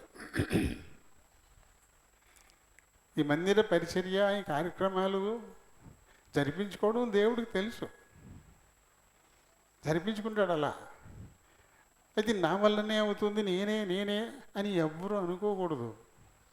మనం లేకపోయినా ఆ కార్యం జరిగించుకోవడం ఆయనకి తెలుసు. ఎవరినో వారిని అక్కడ వాడుకుంటాడు. ఒక్కొక్కసారి ఆయన చేతుల్లో గడ్డి పోచ కూడా బలమైన ఆయుధంగా మారిపోతుంది. హాస్యాస్పదంగా ఉందా? నేను స్వయంగా చూశాను. గడ్డి పరక నా సైకిల్కి ప్యాచ్ పడింది. ప్యాచ్ చేయించడానికి వెళ్తే టైర్ ఇప్పుతాడు కదా. నిజంగా అద్భుతం, ఆశ్చర్యం, నమ్మలేను. మీరు కూడా నమ్మరు నేను చెప్పిన. గడ్డి పరక టైరు మళ్ళీ ట్యూబ్ లోపల అది గుచ్చుకొని ఉంది. అది నమ్ముతామా? దీన్ని నమ్మగలమా? గడ్డి పరక ఏంటి, సైకిల్ ప్యాచ్ చేయడం ఏంటి? ప్యాచ్ పడేసింది సైకిల్ని. నేను కళ్ళారా చూసిన అనుభవం అనమాట ఇది. ప్రతిదాన్ని దేవుడు తనకి అవసరమైనటువంటి ఒక సాధనంగా వాడుకోగలడు. ప్రతిదానికి ఆ పవర్ ఉంటుంది. మనం దేన్ని తక్కువ చేయకూడదు. ఏ దాన్ని కూడా ఏదో గడ్డి పోంచ కింద తీసి పాడేస్తుంటారు. కానీ కొన్ని గడ్డి పరకలు కలిసి ఏమవుతుంది, ఓ తాడు అవుతుంది. ఆ తర్వాత ఆ తాడుతో ఏనుగును కూడా కట్టిపారేయచ్చు. దేన్ని తక్కువగా మనం చేయకూడదు, దేన్ని తక్కువ చూపకూడదు, తీసి పారేయకూడదు. దేని విలువ దానికి ఉంటుంది దేవుని దగ్గర. ఏముంది, కరోనా మన కంటికి కనబడద్దా? వైరస్ ప్రపంచాన్ని అరెస్ట్ చేసాడు దాంతో దేవుడు. దానికంటే గడ్డిపరికి ఇంకా గట్టిదే కదా, గడ్డిపరికి కనపడుతుంది. కానీ వైరస్ కనపడిందా? వైరస్ని చూడగలిగామా? పెద్ద మైక్రోస్కోపులు పెట్టి చూస్తే తప్ప అది ఏంటో కనపడలా. కానీ ప్రపంచాన్ని అది అరెస్ట్ చేసేసింది. ప్రతిదాన్ని దేవుడు బలమైన సాధనంగా ఆయన వాడుకోగలడు. కాబట్టి దేన్ని మనం తక్కువ చేయకూడదు, దేన్ని చులకనగా మనం మాట్లాడకూడదు, చూడకూడదు. ఆయన చేతిలోకి పోతే చాలు, అది బలమైన సాధనమైపోతుంది కదా. అది దేవుడు ఈ ఎస్తేరుని రాణివాసానికి చేర్చాలి, రాణిని చెయ్యాలి అనుకున్నాడు. ఆయన అనుకుంటే జరిగిందే ఉంటుంది, సమస్తాన్ని సమకూరుస్తాడు కదా. ఈ ఆశ్వర్యస్కి ఒక కోరిక కలిగింది. ఈ ఆశ్వర్యసు చాలా సంపన్నుడు, చాలా విలువైనటువంటి సొత్తు సామగ్రి అతనికి ఉంది. అయితే 127 సంస్థానాల్లో ఉన్నటువంటి వారందరికీ ఒక 6 నెలల పాటు ఎగ్జిబిషన్గా పెట్టాడు వీటిని. ఆయన ఏమేమైతే కలిగి ఉన్నాడు, వెండి, బంగారు, దంతం, ఇంకా ఇతర లోహాలు, రాళ్లతో తయారు చేసినటువంటివి, ఈ బంగారపు ఆభరణాలు, మణులు, మాణిక్యాలు, ఇలాంటివన్నీ ఉన్నాయి. వీటన్నిటినీ ప్రదర్శించడానికి పెట్టాడు. 6 నెలలు ఏకంగా 180 రోజుల పాటు ఈ 127 సంస్థానాల నుంచి వచ్చి జనమందరూ చూసి వెళ్ళడం. అది అయిపోయిన తర్వాత ముఖ్యులైనటువంటి వారికి 7 రోజుల పాటు ఆయన విందు చేశాడు. మళ్ళీ 7 రోజుల పాటు విందు చేశాడు. చాలా విలువైనటువంటి ఈ కార్పెట్లు అక్కడ చక్కగా పరచబడి ఉన్న చోట చాలా విలువైనటువంటి వస్తు సామాగ్రి ఇవన్నీ వాటిలోనే వాళ్ళకి విందు 7 రోజుల పాటు విందు చేశాడు. ఉన్నట్టుండి ఆయనకు కోరిక కలిగింది. తన భార్య వస్తి, ఆమె చాలా సౌందర్యం కలిగింది, చాలా అందమైనటువంటిది అన్నమాట. ఈమె కూడా అంతఃపుర కాంతలకు, స్త్రీలకు ఆమె కూడా విందు చేసింది అక్కడ. వీళ్ళు ముఖ్యులైన వాళ్ళందరికీ కూడా రాజుగారి విందు చేస్తూ ఉన్నాడు. తను కూడా రాణివాసంలో స్త్రీలకు తను కూడా విందు చేస్తాడు. అలాంటి టైంలో తన భార్యను తన సముఖానికి పిలిపించి ఆమె సౌందర్యాన్ని అందరికీ చూపించాలనేటువంటి కోరిక ఐశ్వర్యకి కలిగింది. అప్పుడు 7 షండుల్ని, నపుంసకుల్ని ఆయన పంపించాడు. మీరు వెళ్ళండి, రాణి అయిన వస్తితో ఇది రాజాజ్ఞ, అక్కడ సభ దగ్గరికి మిమ్మల్ని రమ్మన్నారు అని చెప్పండి అని పంపించాడు. వాళ్ళు వచ్చారు. ఇదమ్మా రాజుగారి ఆజ్ఞ, మీరు రావాలి అని అంతా చెప్తే అసలు రాణులు కనపడరు. రాణులు తన రాజుకు తప్ప ఎవరికి తమ ముఖాన్ని కనపడనీరు. తెరల చాటున ఉంటారు రాణులు, అసలు రారు వెలుగులోకి. ఓ పల్చటి తెర వెనకాల ఉంటారు. అలాంటిది వీళ్ళందరి సమక్షంలోనికి ఆయన రమ్మని పిలుస్తున్నాడు. ఈమె అభిమానం కలిగింది. ఈ 180 రోజుల పాటు ఉన్నటువంటి ఎండి, బంగారము, దంతము, రాయి వీటన్నిటితో తయారు చేసిన వస్తువులన్నిటినీ చూపించాడు. ఇప్పుడు నన్ను కూడా ఒక వస్తువులాగా చూపిస్తాక నన్ను రమ్మంటున్నాడా? రాణి ఎవరికి కనపడకూడదు కదా, పరదాల చాటును ఉంటాం కదా, అలాంటి నన్ను ఈ అలంకరణతోటి అక్కడికి రమ్మని ఈయన పిలిచాడు అని చెప్పేసి అభిమానంతో నేను రాను అని చెప్పాను. నేను రాను అని చెప్పాను. ఆ 7 వచ్చి, మహారాజా రాణిగారు మేము రాలేమన్నారండి అని చెప్పారు. అహశ్వరోష్ మంచోడు, ఫోన్లే అనుకున్నాడు. ఫోన్లే తనకి రావడం ఇష్టం లేదేమోలే అని చెప్పేసి అతను మౌనంగానే ఉన్నాడు. కానీ ఎక్కబొడిచేవారు ఎప్పుడూ ఉంటారు. అనవసరమైన సలహాలు ఇచ్చేవాళ్ళు, కొండలు చెప్పేవాళ్ళు, ఎక్కబొడిచేవాళ్ళు, చెడగొట్టేవాళ్ళు, కలహం సృష్టించేవాళ్ళు, ఒక్కొక్కసారి ఇలాంటి వారు కూడా దేవుని చిత్తాన్ని నెరవేర్చడానికి పనికొస్తుంటారు. రాణివాసం, రాణి ప్లేస్ ఖాళీ చేయాలనిగా దేవుడు ఆలోచించాడు. అది జరగాలి కదా. వీళ్ళందరూ కలిసి రాజు దగ్గరికి వచ్చి, అయ్యా మీరు ఈ విషయాన్ని ఇక్కడితో వదిలేయడం అంత మంచిది కాదు. రాజుగారు రమ్మంటే రాణియే రాలేదు, మా భర్తలు రమ్మంటే మేము రావాలా అని చెప్పేసి ప్రతి స్త్రీ కూడా తన భర్త మాటకు విధేయత చూపించదు. రాణియే రానప్పుడు మేమేంటి? ఇటువంటి ఒక సంప్రదాయం బయలుదేరుతుంది. కాబట్టి మీరు ఇలా చూస్తూ ఊరుకుంటే అది సరికాదు అన్నారు. మరి ఏం చేయమంటారు? ఆమెను మీరు పరిత్యజించాలి, రాణిగా వండుకొని తీసేయాలి నేను ఆవిడని అని చెప్పారు. మరి మంత్రివర్గం అందరూ ఇలాంటి సలహా చాలామంది కట్టకట్టుకుని వచ్చి మరి ఈ విషయాన్ని ఆయనతో చెప్పేసరికి ఆయన కాదనలేక, ఇంకా వస్తీ రాణి కాదు అని చెప్పి ఒక రకంగా విడాకులు ఇచ్చినట్టే, రాణిగా ఉండకుండా తనను పరిత్యజించేశాడు రాజుగారు. ఇప్పుడు రాణి సీటు ఖాళీ, రాణి సీటు ఖాళీ. ఇప్పుడు మళ్ళీ వీళ్ళందరూ కట్టుకుని వచ్చారు. అయ్యా రాణి సీటు అలా ఖాళీగా ఉండడం అంత మంచిది కాదు, కాబట్టి ఈ రాజ్యంలో ఉన్నటువంటి అందమైనటువంటి కన్యలందరినీ కూడా ఈ శోషణ కోటకు తీసుకొచ్చిన తర్వాత వారిని కొంతకాలం పాటు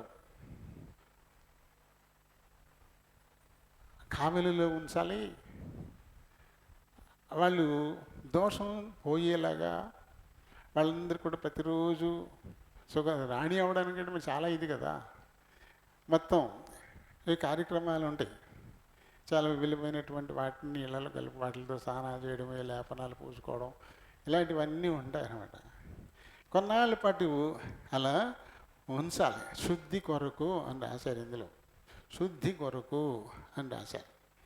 వాళ్ళు ఉంచిన తర్వాత ఒక అనుకూల సమయం ముందు వారిని ఒక్కొక్కరిగా రాజు సముఖానికి వారిని రప్పించాలి.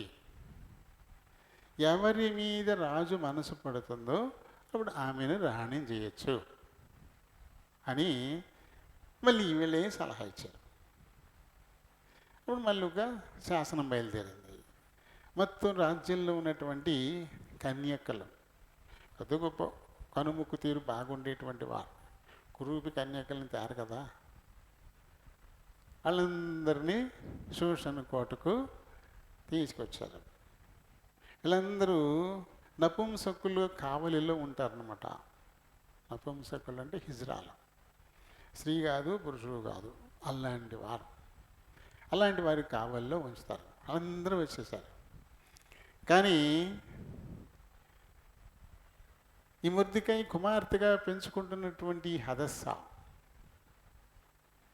ఈమెను కూడా తీసుకొచ్చారు. కానీ దేవుని ఎంపిక ఎలా ఉంటుందంటే, ఈమె ఆయన చేతికి అప్పగించబడింది. అది చూడండి 2:9 నుంచి మనం చదివితే, ఆ చిన్నది అతని దృష్టికి అండి హేగే అనేటువంటి నాయకుడు హిజ్రా తనకి అందరిని అప్పచెప్పారు, ఈమెను కూడా అప్పచెప్పారు. ఆయన దృష్టికి ఇంపైనది గనుక ఆమె అతని వలన దయ పొందెను. కాబట్టి ఆమె పరిమళ క్రియల కొరకైన వస్తువులను, ఆమెకు కావలసిన భోజన పదార్థములను రాజు ఇంటిలో నుండి ఆమెకు ఇయ్యదగిన 7 ఆడపిల్లలను అతడు ఆమెకు త్వరగా ఏర్పరిచి ఆమె చెలికత్తెలను అంతఃపురంలో అతి శ్రేష్టమైన స్థలమునందుంచెను. ఇక్కడి నుంచి ప్రత్యేకత మొదలుపెట్టాడు దేవుడు. 127 సంస్థానాల్లో ఉన్నటువంటి కన్యకలందరూ చేర్చబడ్డారు షూషను కోటకి. వారిలో ఈమె కూడా ఉంది. తిన్న కూడా తీసుకొచ్చారు. కానీ నిజానికి ఈమె ఆ దేశానికి చెందింది కాదు.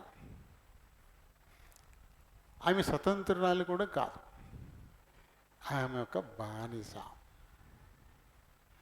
బానిసగా ఉన్న ఆమెకు ఇక్కడ చేసిన ఏర్పాట్లు చూడండి. అన్ని రాజాంతఃపురం నుంచి ఈమెకి ఆహారం కానీ, పానీయం కానీ, వస్తు సామాగ్రి కానీ, పనికెత్తెలు కానీ 7. ఈమె ఇంక రాణి కూడా కాలే. రాజు ఓకే చేస్తేనే రాణి అవుతుంది. కాకముందే 7 పనికెత్తెల్ని కూడా తనకి ఇచ్చేశాడు. మళ్ళీ ఒక శ్రేష్టమైన చోటులో తను ఉంచాడు. దేవుని ఏర్పాటు ఎలా ఉండదు చూడండి. తను ఎక్కడుంది? పరాయి దేశంలో ఉంది, బానిసగా ఉంది.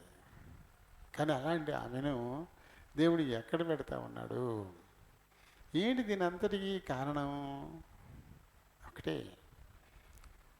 తను ఏ దేశంలో ఉన్నా ఎక్కడున్నా ఆ స్థితిని బట్టి దేవుని ఒకవేళ తను నిందించాలి. తన స్వదేశంలో లేదు, పరాయి దేశంలో ఉంది, తల్లిదండ్రులు లేరు, ఎవరో ఒకరు పెంచుకుంటున్నారు, బానిసగా ఉంది. కాబట్టి మా దేవుడు ఇలా అని చెప్తారు. కానీ ఏం చేశాడు దేవుడు? మమ్మల్ని బానిసలుగా అమ్మేశాడు. నాకైతే మరీ దారుణం, నన్ను ఒక అనాథం చేసి పడేశాడు. నాకు తల్లిదండ్రులు లేకపోయారు. ఒక అన్నని వాడు నన్ను పెంచుకుంటే తప్ప నాకు దిక్కు లేకుండా అయిపోయింది. ఏం చేశాడు దేవుడు నాకు మేలు అని తను ఉండాలి. కానీ తను అలా ఉండుంటే తన హృదయంలో ఏముందో అది మొక్కల్లోకి వచ్చేస్తుంది. హృదయంలో ఉండేటువంటి ఒక చెడు పనికి మాలిన ఆలోచన తలంపు ఏముంటుందో ఆ తలంపులన్నీ మొక్కల్లో కనపడతాయి. ఇంగ్లీష్లో ఒక సామెత ఉంటుంది, face is the index of mind అని. మన లోపల ఏముంటుందో అది మన ముఖంలో కనపడుతుంట. ఇండెక్స్ అంటే విషయ సూచిక. చూడండి, ఈ బైబిల్లో ప్రారంభంలో పాత నిబంధన 39 పుస్తకాల పేర్లు, కొత్త నిబంధన 27 పుస్తకాల పేర్లు లేవా? అక్కడ పేజీ నెంబర్ కూడా ఉంటుంది. ఏ పుస్తకం ఏ పేజీ నుంచి ఉంటుందో ఇక్కడ ఉంటే దాన్ని ఇండెక్స్ అంటారు. ఇందులో ఏమున్నాయో మొత్తం అంతా చదవక్కర్లేదు, తిరగక్కర్లేదు. మనం ఆ పేజీ చూస్తే సరిపోద్ది, ఇందులో ఏముందో తెలిసిపోద్ది. అలాగే మనుషుల హృదయాన్ని చూపించేది ముఖమేనంట. Face is the index of the mind అంటారు. అలాగే ఇప్పుడు దేవుని మీద వేరే ఆలోచన, ఈ హదస్సాలు ఉంటే అవన్నీ తన ముఖంలో కనబడతాయి. హృదయం కళంకంగా ఉంటే, చెడు ఆలోచనలతో ఉంటే ముఖంలో ప్రసన్నత ఉండదు. వాళ్ళు అందమైన మనుషులే అవ్వచ్చు కాక, ఆయన ఆ అందం కనపడదు. ఆ లోపల ఉండేటువంటి ఆ పనికి మాలిన వెకిలితనమే బయటకు వస్తుంది, ఆ దోషమే బయటకు వస్తుంది. కానీ ఈమె ఎందుకు దయ పొందింది? అలాంటి నెగిటివ్ థాట్స్ ఏమి, దేవునికి విరుద్ధమైనటువంటి ఆలోచనలు, దేవుడు మమ్మల్ని బానిసలను చేసేసాడు, మా దేశంలో మమ్మల్ని ఉండకుండా చేసేసాడు, మమ్మల్ని ఇక్కడ దాసులను చేసేసాడు, మేము ఇక్కడ సెకండరీ గ్రేడ్ పీపుల్లా ఉన్నాం, ఎవరు మమ్మల్ని గౌరవించరు, దాసిదానం అని పిలుస్తారు. ఇవన్నీ మనసులో ఉంటే తన ముఖం కూడా వికారంగానే ఉంటుంది, అందంగా ఉండదు. హృదయం ఎప్పుడు అందంగా ఉందో అది ముఖంలో కనపడుతుంది. కాబట్టి అందరికంటే ఈమె దయ పొందింది అయిపోయిందంట. హేగే ఈమె పట్ల చాలా దయగా ఉన్నాడు. కానీ రేపు అదే హేగే తన చేతి కింద పనిచేసేవాడు అవుతాడు, తన ఆజ్ఞను అనుసరించేవాడు అవుతాడు. ప్రస్తుతానికైతే అతని కావలిలో ఉంది, అతని దయ పొందిందిగా కూడా ఉంది ప్రత్యేకమైన ఏర్పాట్లు. ఇలాంటి ఏర్పాట్లు ఇదివరకు మనం చూసాం, ఎవరు జరిగాయి?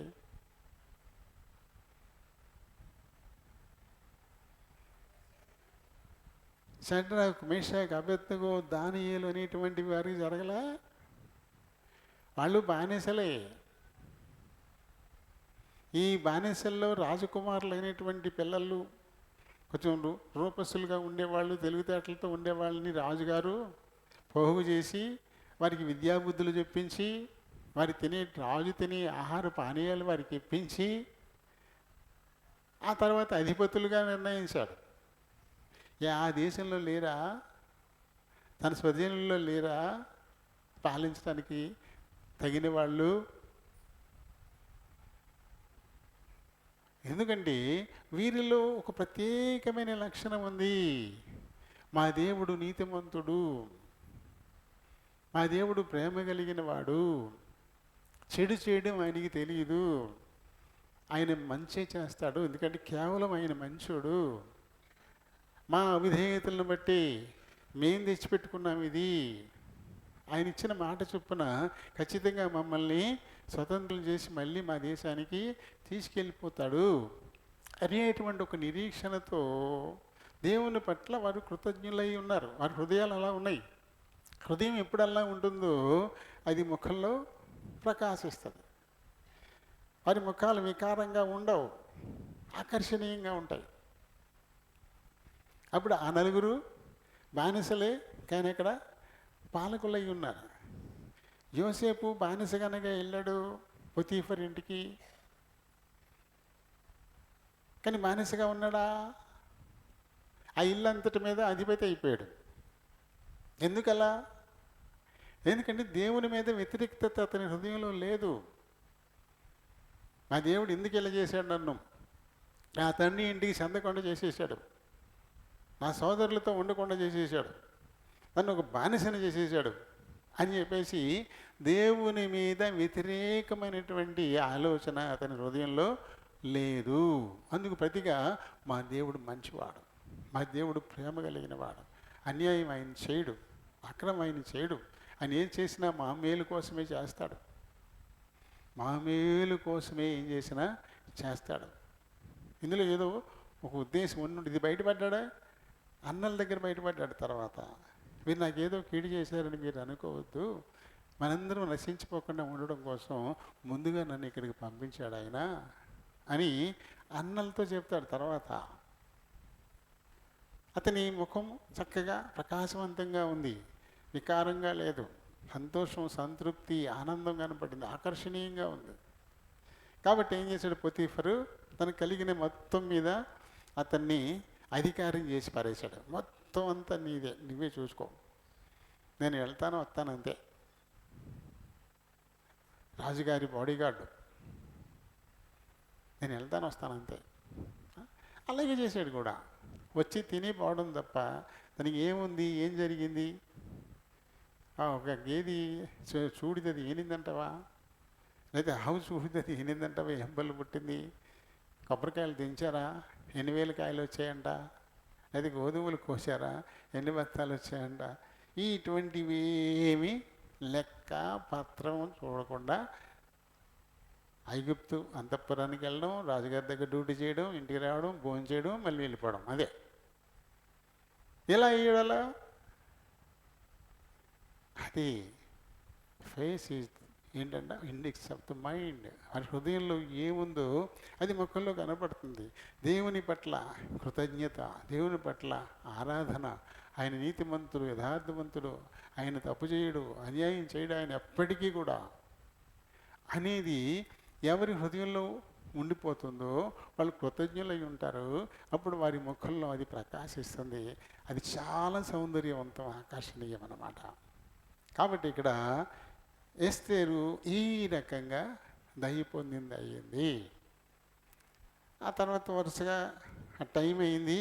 అది అయిపోయిన తర్వాత ఒక్కొక్కరిని వారి దగ్గరికి, రాజుగారి దగ్గరికి పంపించడం మొదలైంది. ఓ సంవత్సర కాలం ఉంచారు వీళ్ళని ఏకంగా. శుద్ధి మరి పరిమళ క్రియలు జరగడం కొరకు ఓ సంవత్సర కాలం అన్నమాట. రాజు భోజనం చేయడం, రాజపానీయం, అది రాజు అంతఃపురాల్లో ఉండడం, అలాగే ప్రతిరోజు ఉదయం సాయంకాల సమయాల్లో వాళ్ళు పరిమళ క్రియలతో స్నానాలు చేయడం, ఇవన్నీ అన్నమాట. 12 నెలలు ఉంచిన తర్వాత అప్పుడు ఒక్కొక్కరిగా రాజు సముఖానికి పంపించడం మొదలెట్టారు. మరి ఏం కావాలని అడిగితే అవన్నీ వారికి ఇచ్చారనమాట. వాళ్ళు ఏది అడిగితే అది ఇచ్చారు.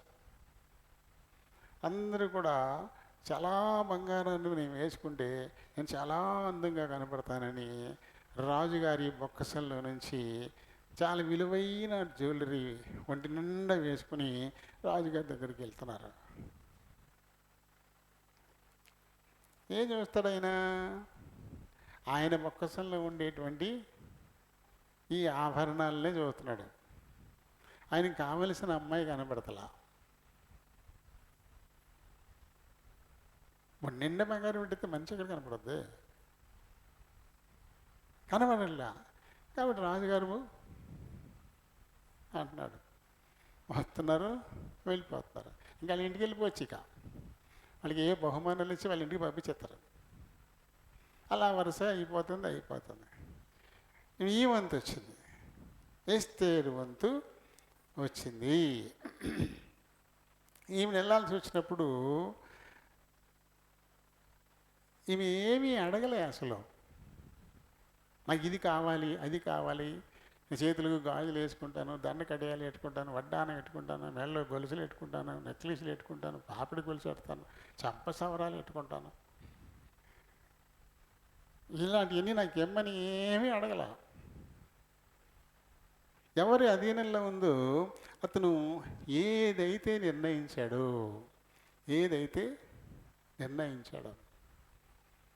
తనేం అడగల అసలు.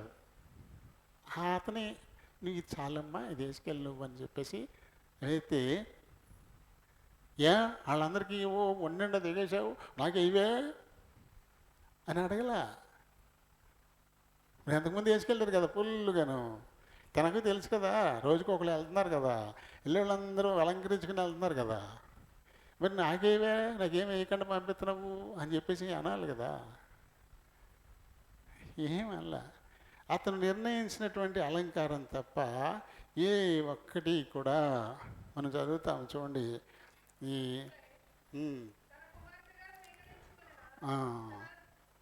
పెని తండ్రి అని అబీహేలు కుమార్తెకు ఎస్తేరు రాజునొద్దకు వెళ్ళుటకు వంతు వచ్చినప్పుడు స్త్రీలను కాయు రాజు యొక్క శనుడని హేగే నిర్ణయించిన అలంకారము కాక ఏమీ అడగలా. ఏమైనా కొనుక్కొచ్చి పెట్టాలి ఏంటి? పెద్ద పెద్ద భోషాణాలు ఉంటాయి. భోషాణం అంటే పెద్ద పెట్టు అనమాట. అందులో దిండు పరిపేసుకుని పడుకోవచ్చు, అంత ఉంటాయి పెద్ద పెద్దవి. వాటి నిండా ఆభరణాలే, వాటి నిండా బంగారు ఆభరణాలు ఉంటాయన్నమాట. తీసుకుని వేసుకోవడమే. అందరూ తగేసుకెళ్ళిపోతా ఉన్నారు. ఈమె నాకు ఇది కావాలి, అది కావాలని అడగల. హేగే ఏది నిర్ణయించాడో అది మాత్రమే వేసుకుని రాజు సముఖానికి వెళ్ళిపోయింది. ఇప్పుడు రాజుకి ఎవరు కావాలి? ఒక అందమైన స్త్రీ కావాలా, లేదా బంగారం కావాలా? స్త్రీ కావాలి. ఇప్పుడు కనపడుతుంది స్త్రీ ఆయనకి. ఇప్పుడు దాకా వెళ్ళిన వాళ్ళందరికీ బంగారమే కనపడింది. ఆయన బొక్కసంలోని బంగారమే కనపడింది. తనకు భార్య కాబోయేటువంటి ఆ స్త్రీ ముఖం కనపడలే తనకే. ఇప్పుడు స్పష్టంగా ఎస్తేరు ముఖం కనపడదు. ఈమె చాలా అందమైనది, స్వరూపము కలిగినటువంటిది, అలాగే మంచి గుణాలు కలిగినటువంటిది. ఆ గుణాలు హృదయంలో నుంచి వస్తాయి కదా. హృదయంలో ఎలాంటి గుణాలు ఉంటాయో అవి ముఖంలో కనబడతాయి. మంచి ఆత్మీయ అలంకారాలు, అవి ఎప్పటికీ తీసివేయలేనటువంటి అలంకారాలు. పేతురు మొదటి గ్రంథం 3వ అధ్యాయంలో చెప్పాడు ఆయన, పేతురు గారు, అక్షయ అలంకారాలు ధరించుకోండి అని. అలాంటివన్నీ కూడా ఇప్పుడు ఈమెలో ఉన్నాయి కాబట్టి రాజుగారికి నచ్చేసింది. నచ్చేసి ఏం చేశాడు, వెంటనే ఆమెని రాణిని చేసేసాడు, పెళ్లి చేసుకున్నాడు. ఎంత గొప్పగా చేసుకున్నాడు తెలుసా? ఆ పెళ్లి రోజు మొత్తం సెలవు ఇచ్చేసాడు, సెలవు దినంగా ప్రకటించేశాడు ఏకంగా. ఆ పెళ్లి రోజుని అందరు ఉద్యోగులకి సెలవు ఉన్నాడు అంతే. మన అధికారులు ఎవరినైతే సెలవులు కూడా రద్దు అయిపోతాయి. మనకి ఇక్కడ అధికారులు మంత్రులు ఎవరిని వస్తున్నారంటే ఉద్యోగస్తులు సెలవులు కూడా రద్దు చేసేస్తారు. అబ్బో వాళ్ళు వస్తున్నారు, సెలవు పెట్టుకోవడానికి వెళ్ళలేదు అంటారు. కానీ ఆయన పెళ్ళికి ఏకంగా అందరికీ సెలవు ఇచ్చేశారంట. సెలవు ఇవ్వడం అంటే కాదు, అందరికీ కూడా చాలా విలువైనటువంటి బహుమానాలు కూడా ఇచ్చాడంట. రాజు స్థితికి తగినట్టుగా బహుమతులు ఇప్పించాను. సెలవు ప్రకటించాడు, బహుమతులు ఇప్పించాడు, తన తలపైన కిరీటం పెట్టాడు, తన పక్క సీట్లో రాణిగా కూర్చోబెట్టేశాడు. ఎవరు ఏమే? అసలు యూదా జాతికి చెందిన బానిస పిల్ల, యూదా జాతికి చెందిన ఒక బానిస పిల్ల ఆ దేశపు రాణి అయిపోయింది. రాణి అయిపోయింది. ఎలా అయిపోయింది? అది ఇందాక అన్నాడు ఈయన, నువ్వు ఎందుకోసమే నువ్వు కదా 4:14 మనం చదువుతాము, నీవు ఈ సమయమును బట్టి రాజ్యమునకు వచ్చితివేమో ఆలోచించుకోమని మొర్దెకై తనకు పంపినటువంటి సమాచారం.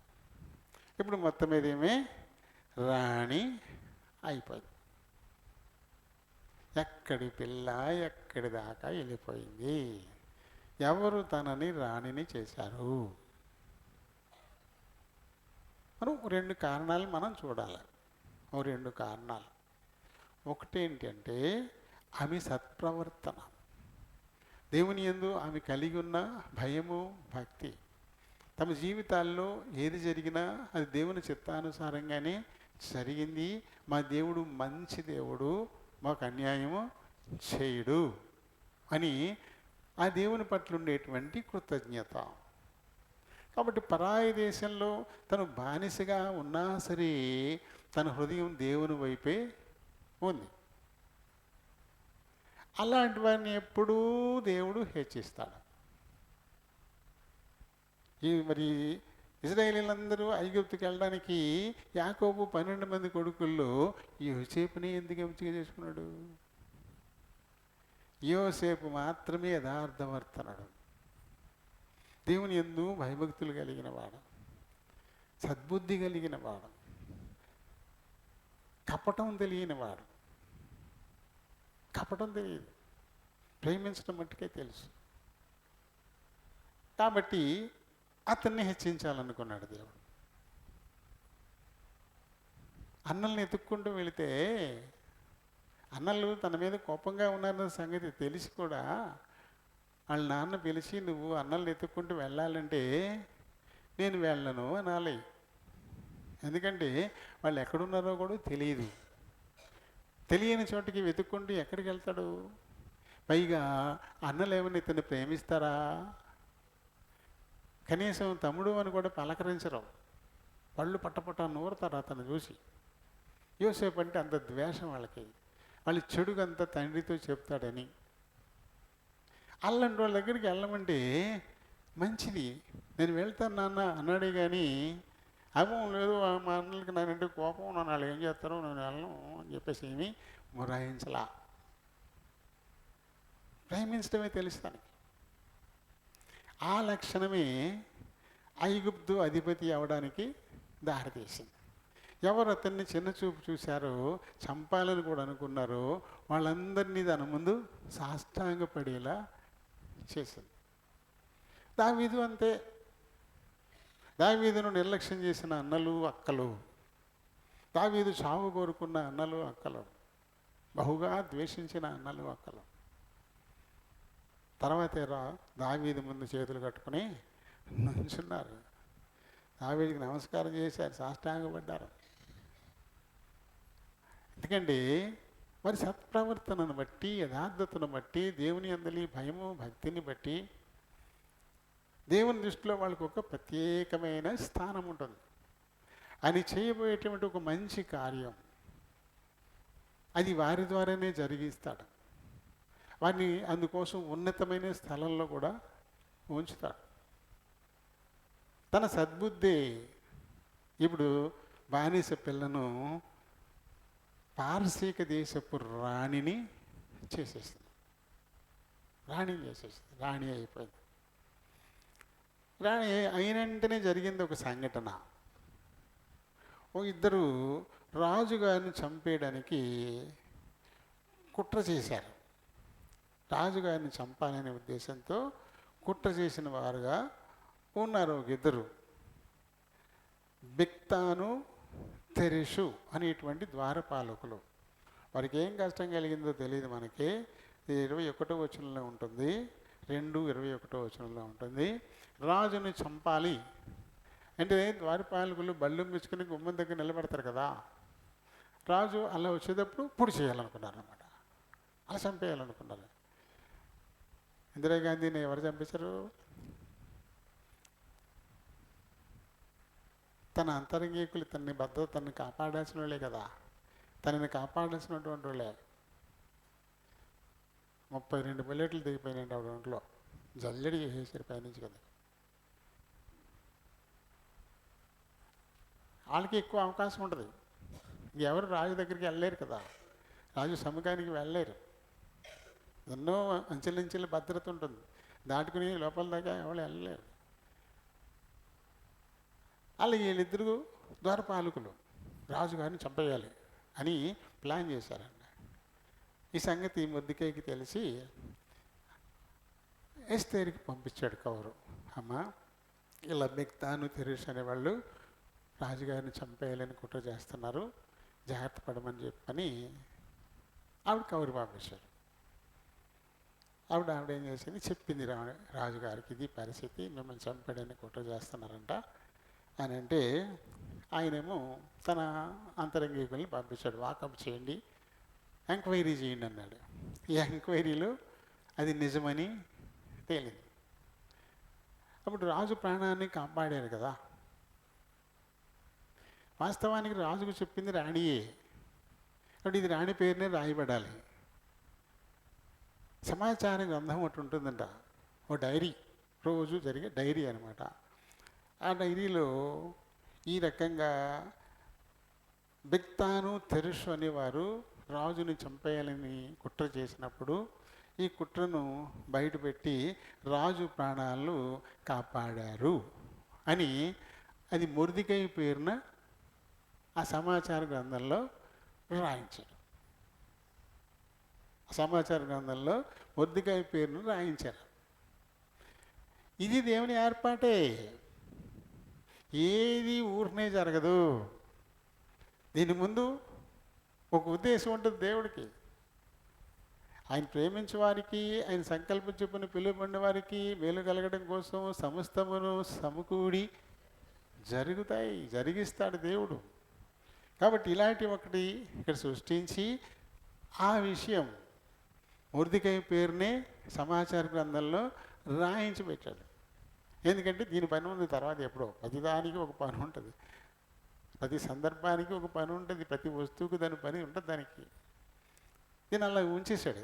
ఈ తర్వాత ఎప్పుడో ఇది బయటకు వస్తుంది, ఎప్పుడో 6వ అధ్యాయంలో ఎప్పుడో వస్తుంది. అప్పుడు దాకా ఏ విషయం అలాగే మరుగున పడిపోయింది, మరుగున పడిపోయింది కదా. ఇక్కడ యోసేపు దర్శన భావాన్ని చెప్పినప్పుడు పానదాయకుడు రాజుగారితో చెప్పలా, నేను చెప్తాను అన్నాడు. కానీ 2 ఏళ్ళు అయిపోయినా చెప్పలా. ఎందుకంటే ఎప్పుడు చెప్పాలో దేవుడి నిర్ణయం ఉంది, అది అప్పుడే చెప్పాలి, ఈ లోపల చెప్పకూడదు. అందుకని 2 ఏళ్ళు అయిపోయినా పానదాయకుడు ఆ సంగతి మర్చిపోయాడు. సమస్య వచ్చి రాజుగారు జుట్టు పీక్కున్నప్పుడు అప్పుడు చెప్పాడు. కాబట్టి ఇప్పుడు ఏమైపోతాడు యోసేపు, చాలా గొప్పవాడైపోతాడు ఇప్పుడు రాజుగారి ఆయన సమక్షంలో. ఎప్పుడు గొప్పవాడవుతాడో అప్పుడే సమకూరుస్తాడు దేవుడు. అది ఎప్పుడు జరగాలో అప్పుడు సమకూరుస్తాడు. ఈ విషయాన్ని ఎప్పుడు మనం మర్చిపోకూడదు. మనం ఎప్పుడు దేవుణ్ణి అడుగుతుంటాం, ఏం అడిగామో అది ఎప్పుడు ఇవ్వాలో, ఎప్పుడు ఇస్తే అది మనకి మేలుకరమో, పరిపూర్ణంగా అది మనకు ఉపయోగపడుతుందో అప్పుడే అని ఇస్తాడు. కాబట్టి ఆయన మనం అడిగేసి థ్యాంక్స్ కూడా చెప్పేసి కనిపెట్టాలన్నట. అదే పిలిపిలి రాసిన పత్రికలో 4:6 నుంచి మనం చదువుతాం కదా. ప్రతీది విన్నపాలు కృతజ్ఞతాపూర్వకంగా దేవునికి చెప్పేయండి అని చెప్పాడు. చెప్పేసేయండి, అప్పుడు సమస్త జ్ఞానమునకు మించిన దేవుని సమాధానం మీ హృదయాలకు, మీ తలంపులకు అది కావలిగా ఉంటుంది. దేవునికి చెప్పేయండి అంతే. ఎప్పుడు చెయ్యాలో పేతురు గారు 1 పేతురు 5:6లో తగిన సమయమందు దేవుడు మిమ్మను హెచ్చించులాగున, ఎప్పుడు అది మీకు ఇవ్వాలో అప్పుడే ఇస్తారు. తగిన సమయం, ప్రతిదానికి ఒక సమయం ఉందని ప్రసంగి 3లో మనం చదువుతాం. అది ఎప్పుడు వెల్లడి కావాలి, ఎప్పుడు అది సముఖానికి వస్తే అది ఉపయోగపడుతుంది, ఎప్పుడు మన చేతికి వస్తే అవకాశం మనకి సద్వినియోగం అవుతుంది, అది దేవుడికి తెలుసు.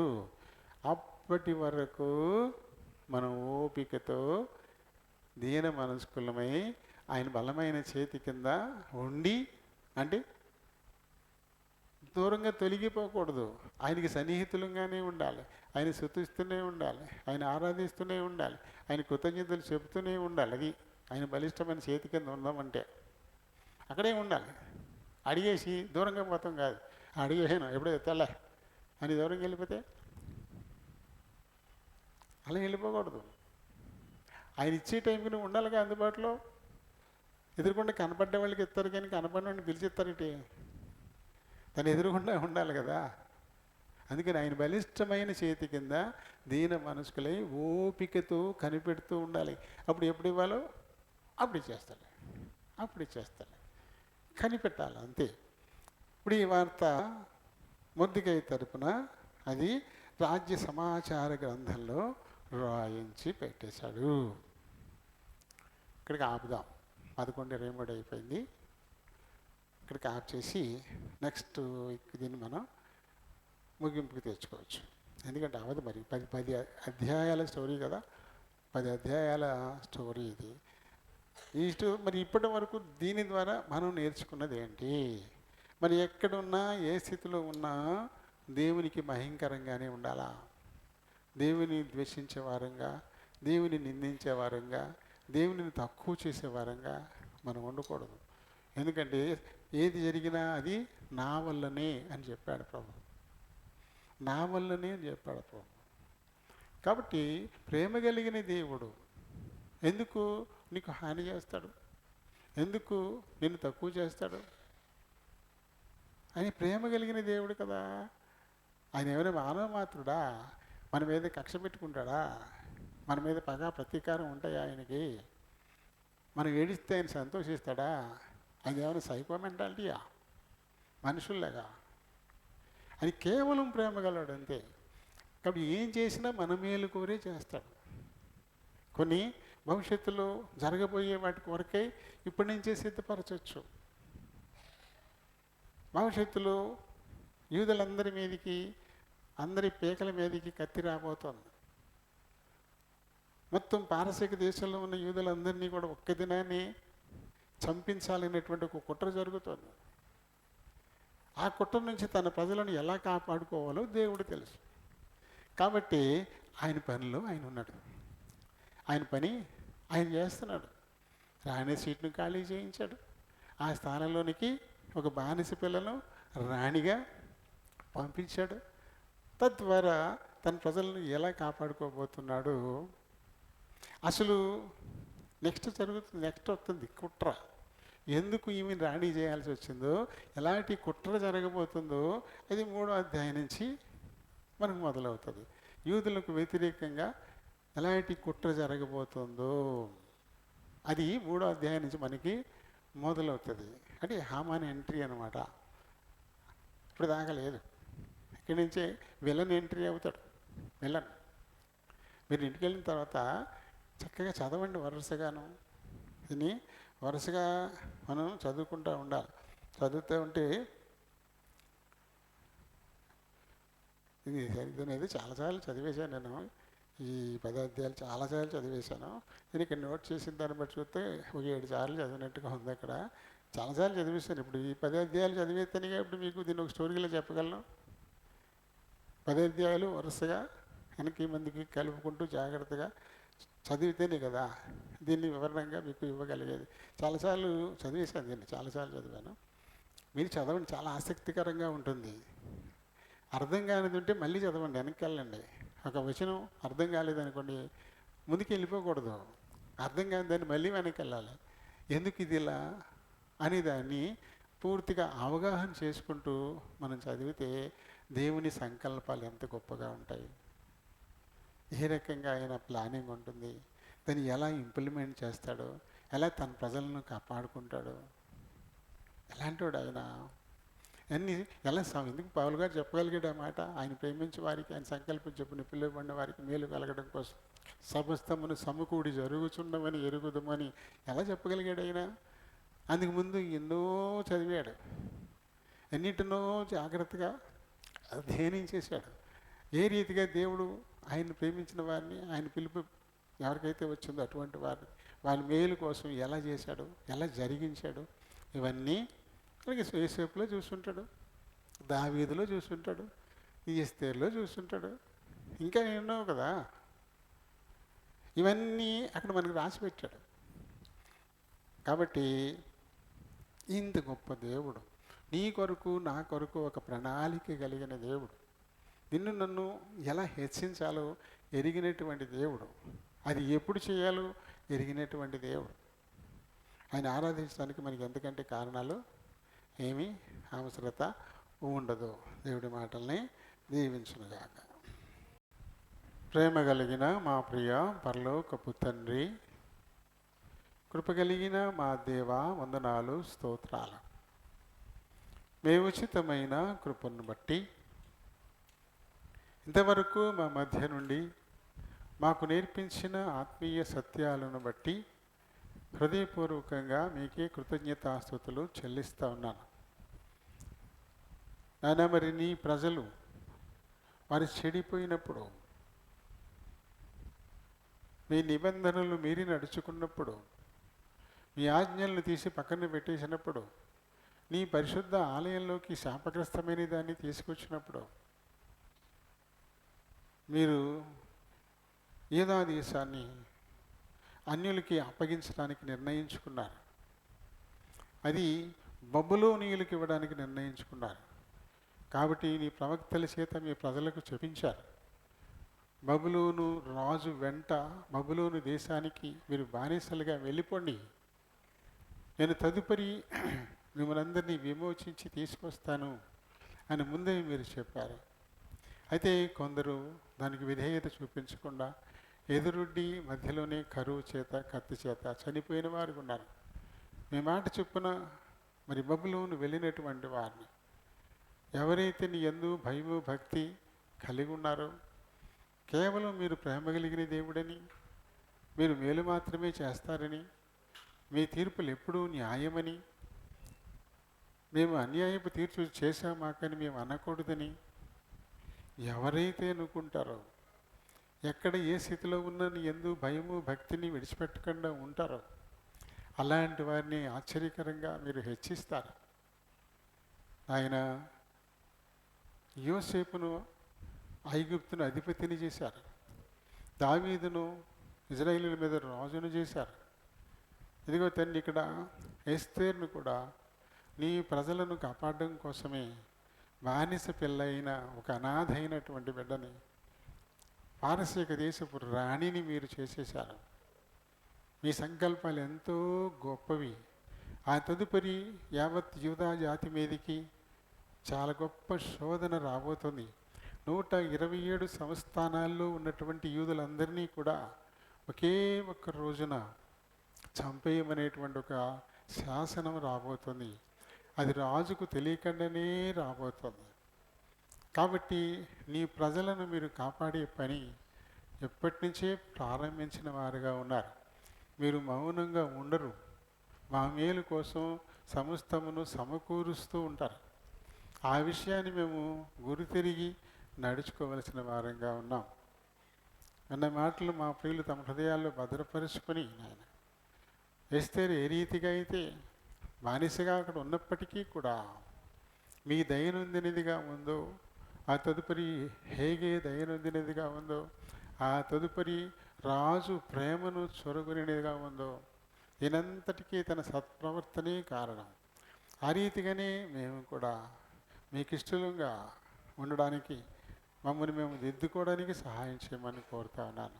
ఇప్పుడైతే ఆరాధించబోతున్నారు, మీరు ఆత్మయ్య ఉన్నారు కనుక ఆత్మతోనూ సత్యముతోనూ ఆరాధించడానికై సహాయం చేయమని మా ప్రభువును మా రక్షకుడునైన యేసు నామములో ఈ మనవులు సమర్పిస్తూ ఉన్నాను మా పరమ తండ్రి. ఆమేన్.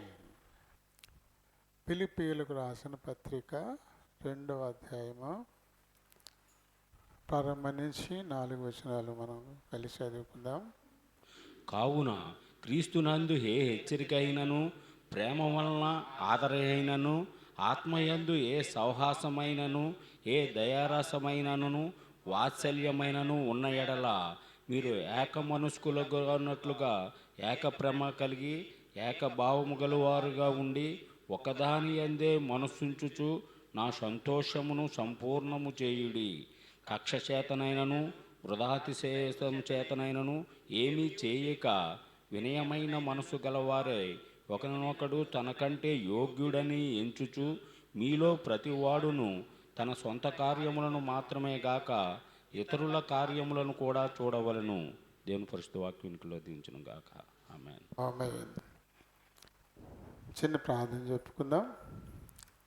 ప్రేమ కలిగిన మా ప్రియ పరలోకపు తండ్రి, కనికర సంపన్నుడా, కృపా సత్య సంపూర్ణుడు అయిన మా దేవ, వందనాలు, స్తోత్రాలు. మరొకమారు మీ కృపాశక్తికి వస్తున్నాం నైనా. మా వినికిల్లోనికి తేబడిన లేఖన భాగాన్ని దీవించండి. ఈ లేఖనాన్ని బట్టి దీనుడను బలహీనుడను ప్రభా నేను మాట్లాడడానికి నిలబడిపోతుండగా నన్ను మరుగు చేయండి. మీ చిత్తానుసారమైన మాటలు నా నోటి నుంచి మీరే మాట్లాడుకుని భయం పొందమని అడుగుతున్నాను. చేర్చబడిన మా ప్రియులందరిని బట్టి వందన స్తోత్రాలైనా కొద్ది సమయం తమ హృదయాలు చెవుల్ని పరలోకపు గవిన వైపు కేంద్రీకరించులాగున సహాయం చేయమని ప్రభువును మా రక్షకుడైన యేసు నామములో ఈ మనవులు సమర్పిస్తున్నాను మా పరమ తండ్రి. ఆమేన్. Praise the lord.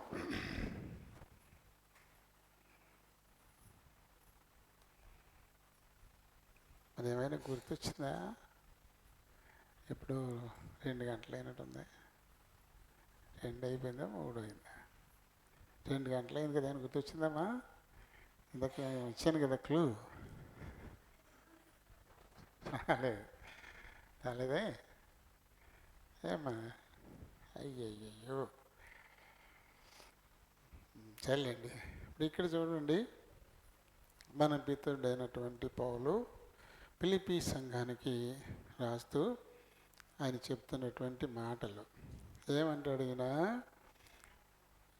క్రీస్తునందు ఏ హెచ్చరిక అయినను, ప్రేమ వలన ఆదరణ అయినను, ఆత్మయందు ఏ సహవాసమైనను, ఏ దయారసమైనను, వాత్సల్యమైనను ఉన్న ఎడలా ఇవి గనక మనలో ఉంటే ఏక మనస్కు లగునట్లుగా ఏక ప్రేమ కలిగి ఏకభావము గలవారుగా ఉండాలి. అలా మనం ఉన్నామంటే ఈ పైవన్నీ మనలో ఉన్నట్టే. ప్రేమ వలని ఆదరణ, అలాగే ఆత్మయందు సహవాసం, లేదా దయారసం. ఇందాక అదే వచ్చింది, దయ చుట్టంబవు. అవునా? ఇంకా మీకు గుర్తురాలా? ఏం తెగ చదివేశారే, ఆయనకి ఎవరికి కూడా గుర్తు రాలేదు కదా. నేను కూడా ఎన్నో మార్లు చెప్పాను. ఇప్పుడు చదువుతున్న వాళ్ళు తన కోపమి తన శత్రువు, తన శాంతమి తనకు రక్ష, దయ చుట్టంబవు, తన సంతోషమి స్వర్గము ధన దుఃఖమి నరకమండ్రు. మహిళ సుమతి అని పెద్దన్న గారు చెప్పినటువంటి పద్యం కదా. కోపమే శత్రువు అంట. ప్రతివారి కోపమే శత్రువు.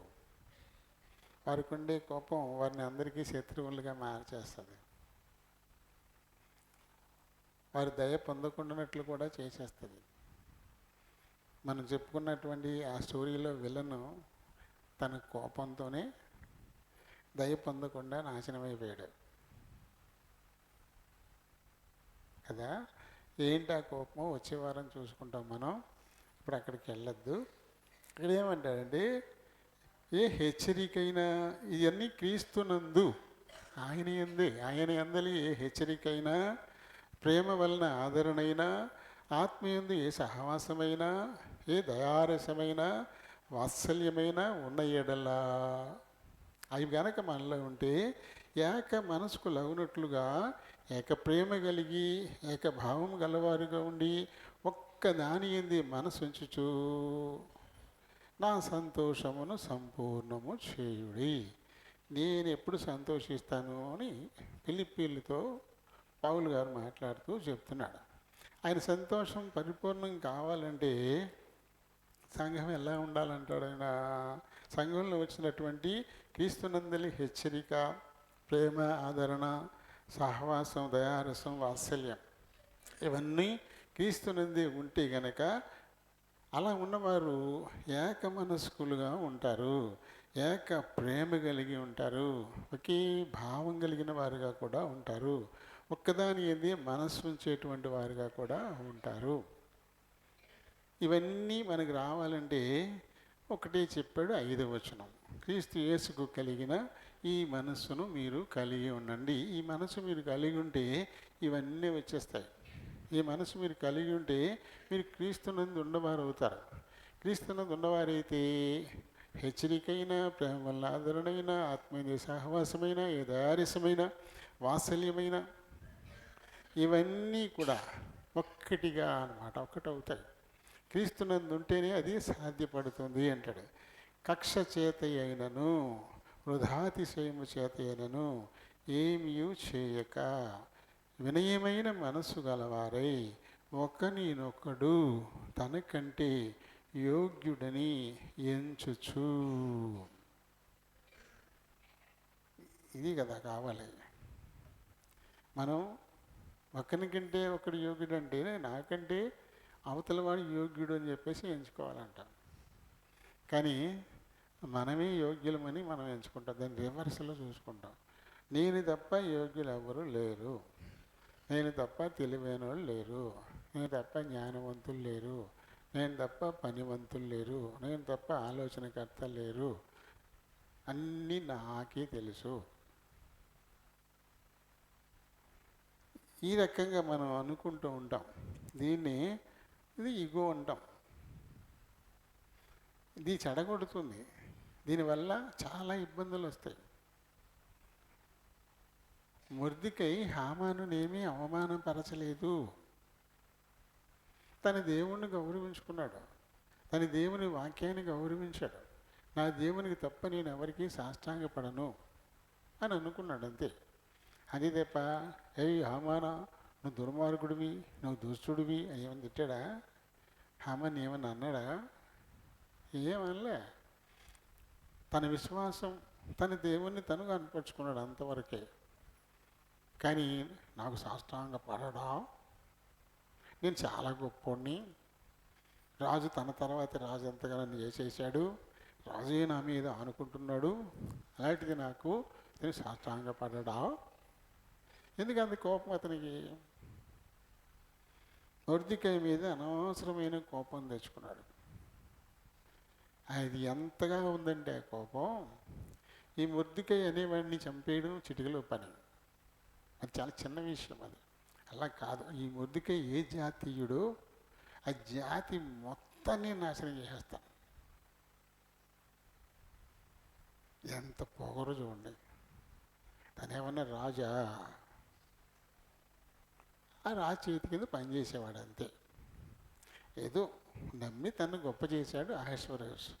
ఆ మాత్రానికి 127 పరగణాల్లో ఉన్నటువంటి యావత్ యూదా జాతిని నాశనం చేసేయాలి. ఎందుకంటే ఈ మొర్దెకై నాకు సాష్టాంగపడ్డా. తర్వాత మరి ఆశ్చర్యంగా ఉంటాయి. ఈ మొర్దెకై జీవించున్నంతకాలం వాడికి ఏ గౌరవం లేదంట, ఏం తిన్నాడికి ఏం వంట పట్టదంట. అలా అయిపోతాడు. తన కోపమే తన శత్రువు. తన అలా అయిపోవడానికి కారణం తనకు వచ్చిన కోపమే. అందుకని ఏం చేయాలంటాడు ఈయన, ఒకరికంటే ఒకరు యోగ్యులు. అవును, తన దేవుని తనకు కనపరుచుకుంటున్నాడు, నన్నేమీ అవమానపరచలేదు కదా అని ఊరుకోవాలి. అందుకు భిన్నంగా అతను ఆలోచన చేయడం వల్ల నిర్వంశం అయిపోయింది. తనే కాదు, తన 10 మంది కొడుకులను కూడా అదే ఉరి తీసేస్తారు. ఎవరు కారణం పాపం? ఆ 10 మంది ఏం పాపం చేశారు? ఈతన్ని పాపం 10 మంది కొడుకుల మీద కూడా వచ్చేసింది. అది మనం చూస్తాం. అందుకని ఇక్కడ కక్ష చేత అయినను వృధాతిశయము చేత అయినను ఏమీ చేయక వినయమైన మనస్సు గలవారే యొక్కనినొక్కడు తనకంటే యోగ్యుడని ఎంచుచూ. నేనే కాదు, అవతల వాళ్ళు కూడా వారు మట్టుకు వాళ్ళు గొప్పవాళ్ళు. వాళ్ళకి తెలిసిన విషయంలో వాళ్ళు గొప్పవాళ్ళు, వారి నేర్పరితనంలో వాళ్ళు గొప్పవాళ్ళు. నాకు తెలిసిందేదో నేను చేస్తాను, అన్నీ నేనే కాదు కదా అని ఇలాంటి ఒక భావం ఉండాలంట. అలాంటి సమభావం అనేది లేకపోతే మరి ఈ ప్రభు యొక్క దేహంలోనూ రక్తంలోనూ పాలు పంపులు పొందే అర్హత వారికి ఉండదు. ఎందుకు తగ్గించుకోవు? సాక్షాత్తు దేవుడి కుమారుడిగా ఈ లోకానికి వచ్చి ఎంతగా తగ్గించుకున్నాడైనా. అలా తగ్గించుకోవడాన్ని బట్టే కదా ప్రతివాని మోకాలు ఆయన నామంలో వంగునట్లు, ప్రతివాని నాలుక ఆయన ప్రభువుని ఒప్పుకున్నట్లు అందరికంటే గొప్ప నామం ఆయనకి ఇచ్చాడు. కాబట్టి తగ్గించుకోవడం వల్ల నష్టమేం లేదు. యేసుప్రభు ఎన్నో మార్లు చెప్పాడు, తగ్గించుకున్నవాడు హెచ్చింపబడతాడు అని చెప్పేసి. కాబట్టి తగ్గింపు అవసరం. బల్లలో పాలు పొందే వారికి మరీ ఖచ్చితంగా తగ్గింపు అనేది అవసరం. ఇంకా కింద ఉంటాయి. ఇంకా కిందకి వస్తే ఏమంటాడో చూడండి, 14వ వచనం నుంచి మనం చదివితే, మీరు మూర్ఖమైన వక్రజనము మధ్య నిరపరాధులను నిష్కళంకులను అనింద్యులునగిన దేవుని కుమారులగునట్లు సణుగులను సంశయములను మాని సమస్త కార్యములను చేయుడి. ఆయన కుమారులు అవ్వాలంటే ఏం చేయాలంటాడు? నిరపరాధులుగా ఉండాలి, నిష్కళంకులుగా ఉండాలి, అనింద్యులుగా కూడా ఉండాలి, సనుక్కోవడం మానేయాలి, సంశయాలు మానేయాలి. ఇవేమన్నా ఆయన పిల్లలు అవ్వలేమంట. దేవుని కుమారులగునట్లు ఆయన కుమారులు అవ్వాలి అంటే మనం ఎలా ఉండాలో చెప్తున్నాడు. ఆల్రెడీ మూర్ఖమైన వక్రజనం మధ్యనే ఉన్నారు. వారి మధ్యనే ఉంటూ కూడా మీరు ఇవి కాపాడుకోవాలంటాడు. కుమ్మరి పురుగులాగా అది పెంటలోనే ఉన్నా ఆ పెంట ధూళి కూడా దానికి అంటుకోదు. మీరు చూసారు ఎప్పుడైనా?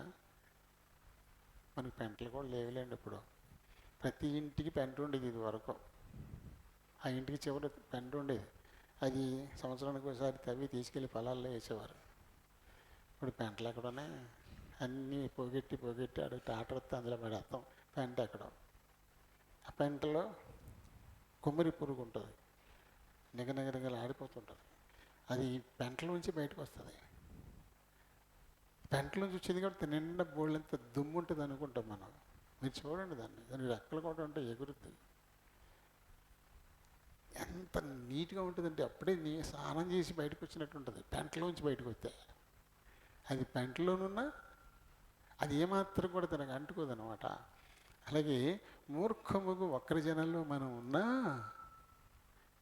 ఇదేది మనకి అంటకూడదంట. అంటితే ప్రభు పిల్లలం కాలేమంట. ఆయన పిల్లలం అవ్వాలంటే కదా, ఆయన పిల్లలు మనం కావాలంటే ఏం చేయాలంట? మూర్ఖమైన వక్రజనము మధ్య నిరపరాధులను నిష్కళంకులను అనింద్యులైన దేవుని కుమారులగునట్లు సణుగు సంశయం మానేయండి, సమస్త కార్యాల్ని చేయండి. అట్టి జనము మధ్యను మీరు జీవవాక్యమును చేతపట్టుకొని లోకమందు జ్యోతుల వలె కనబడుచున్నారు. ఈ చేతిలో ఏముంది? నిత్య జీవానికి వారసత్వాన్ని కలిగించేటువంటి వాక్కు, జీవవాక్కు ఇది ఉంది మీ చేతిలో. కాబట్టి అది ఎవరి చేతిలో ఉంటుందో వాళ్ళు జ్యోతులే. ఎందుకంటే దేవుని సువార్త ప్రకాశిస్తుంది, అది జ్యోతి. దేవుని సువార్త ప్రకాశం అని చెప్పేసి రాయబడింది. జ్యోతి నుంచే ప్రకాశం వస్తుంది. అలాగే సువార్త నుంచి కూడా సువార్త ప్రకాశం వస్తుంది. అది ఎక్కడ ఉంటే అక్కడ వెలుగు ఉంటుంది. ఆ సువార్తను, ఆ ప్రకాశాన్ని మీరు కలిగి ఉన్నారు కాబట్టి, జ్యోతుల్లాగా మీరు ఉన్నారు కాబట్టి మీరు ఏం చేస్తారు? నేను ఏదైతే చెప్తున్నానో ఆ ప్రకారంగా చాలా జాగ్రత్తగా మీరు నడుచుకోవాలి. అలాగే ప్రతివారు తమ సొంత కార్యాలే కాకుండా ఎవరు మట్టుకు వాళ్ళు సొంత పనులే, మా పని మాకు సరిపోట్లా, ఇదే మనకు ఉంటుంది తప్ప ఎవరికి మాత్రం కూడా మనం సహాయపడే విధంగా మనం ఉండము అంటాడు 21వ వచనంలో. అందరూ తమ సొంత కార్యములని చూచుకొనిచున్నారు. మరి ఇది కాకుండా యేసుక్రీస్తు కార్యములను చూడరు. ఆయన కార్యం ఏంటి? రక్షించటం, సువార్తను చెప్పడం, ఆదరించటం, ప్రేమ కనపరచటం, ఇవే కదా. ఇవి కూడా ఉండాలి విశ్వాసం. అవి కాకుండా తన మట్టుకు తానే కాదు ప్రభు బలలో పాలు పొందడానికి సిద్ధపడేటువంటి వారు. ఈ విషయాల్ని మనం గమనించుకోవాలా అంటాడు. అలా గమనించుకోకపోతే అయోగ్యంగా అందులో మనం పాలు పొందుతాం. ఇవన్నీ మనకు ఉన్నాయా? ఈ లక్షణాలన్నీ మనకున్నాయా? ఆయనకే ఆయన అలాగే చెప్తాడు. మనకి ఎలా కుదురుద్ది అని మనం అనుకోవచ్చు. ఆయనకున్న లక్షణాలు చెప్పుకుంటాడు. ఎంత గొప్పవాడు అంటే అయినా 3వ అధ్యాయంలో చెప్తాడు. 8వ దినమున 5వ వచనం నుంచి, సున్నతి పొందాను, ఇశ్రాయేలు వంశపాడునై, బెన్యామీను గోత్రంలో పుట్టి, హెబ్రీయుల సంతానమైన హెబ్రీయుడినై, ధర్మశాస్త్ర విషయమై పరిశ్రయుడినై, ఆసక్తి విషయమై సంఘమును హింసించువాడునై, ధర్మశాస్త్రము వలని నీతి విషయము అనింద్యుడినై ఉంటిని అంటాడు. అది ఇవన్నీ కూడా దేవుని ఎరగక ముందు లోక సంబంధంగా తనకున్న ఆధిక్యతలు, యూదుల ఆధిక్యతలు, ఇవన్నీ కూడా ఈ 8వ రోజున సున్నతి పొందాలా. ఆ యూదుల అది ఇవన్నీ నాకున్నాయి. కానీ ఏమంటాడు ఆయన? క్రీస్తును కలిగి ఉండడానికి, ఆయన రక్షణను కలిగి ఉండడానికి, దాన్ని వ్యాప్తి చేయడానికి ఏవేవి నాకు లాభకరంగా ఉన్నాయో వాటన్నిటినీ క్రీస్తు నిమిత్తము పెంటగా ఎంచుకుంటున్నాను నేను అంటాడు. పెంటగా ఎంచుకుంటున్నాడు. ఈ లోకంలోనే మనం ఉన్నాం. ఈ లోకంలో మనకి ఎన్నో ఆధిక్యతలు ఉండొచ్చుగాక. ఇవన్నీ రక్షణ విషయానికి వచ్చేసరికి ఇవన్నీ ఒట్టిదే. ఇవేమీ మనకు పనికిరావు. ఇవేమీ మనం రక్షించడానికి ఉపయోగపడేవి కావు. ఇవేమీ మన వెంట కూడా రావు. వదిలేపోవాలి కదా వీటన్నిటినీ. మన వెంట వచ్చేది దేవుని నీతి అంతే. ఆయన నీతిని మనం అనుసరించి నడిచిన వారమయ్యామా? ఆ నీతిని అనుసరించి చేసినటువంటి క్రియలు అవే మన వెంబడి వచ్చి దేవుని నిత్యరాజ్యానికి మనల్ని చేరుస్తాయి అని. ఆ మట్టుకైతే బ్రతకడం క్రీస్తే, చావైతే లాభం. అయినా సరే ఈ శరీరంలో జీవిస్తున్నంత కాలము నన్ను పట్టి ఈ రక్షణ ఈ పరిచర్యలో నన్ను పెట్టిన ఆయన నామాన్ని ప్రకటించడమే నా పని. అందుకొరకు ఈ లోకంలో నేను కలిగి ఉన్న ఆధిక్యతలన్నిటినీ పెంటతో సమానంగా నేను ఎంచుకుంటాను. కాబట్టి వాళ్ళలో పాలు పొందడానికి వెళ్ళేటువంటి వాళ్ళు ఈ లోక సంబంధంగా వారికి ఉన్నటువంటి ఆధిక్యతలు ఏమున్నాయి వాటన్నిటినీ మర్చిపోవాలంట. క్రీస్తునందు ఏక శరీరంగా మనం మారిపోవాలంట. ఆయన శరీరంలో నేను ఒక భాగం. అందరూ అలాగే ఉంటారు. శరీరంలో భాగాలన్నీ శరీర క్షేమం కోసం పనిచేస్తాయి. వీటి మధ్యన భేదాభిప్రాయాలు ఉండవు. అలాగే క్రీస్తు శరీరంలో నేను కూడా ఒక అవయవము. అలాగే నా వల్ల ఇతరులు కూడా అవయవాలుగానే ఉన్నారు. మేమందరము సంఘక్షేమం కోసం వృద్ధి కోసం పనిచేయాలా అనేటువంటి ఆలోచన ప్రతి వారిలోనూ ఉండాలి. అది ఎప్పుడు ఉంటుంది? భేదభావాలు లేనప్పుడే, మన ఆధిక్యతల్ని మనం ఎత్తి చూసుకోనప్పుడే, వాటిని బట్టి సనుక్కుంటూ వణుక్కోకుండా ఉంటేనే ఆటోమేటిక్ సనులు వస్తాయి. మనకి ఎంతో కాలంగా ఉండేవాళ్ళు ఉంటారు, ఈ మధ్య కాలంలో వచ్చిన వాళ్ళు ఉంటారు. సీనియర్స్కి ఏముంటుంది? సీనియర్స్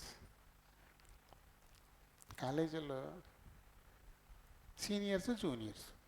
సీనియర్లకి ఏదో కొమ్ములు వచ్చేస్తాయి, జూనియర్లు ఏడిపిస్తూ ఉంటారు, వాళ్ళని కొడతా ఉంటారు, వాళ్ళతో పాకి పనులు చేయిస్తూ ఉంటారు. ఏమొచ్చింది అడిగి?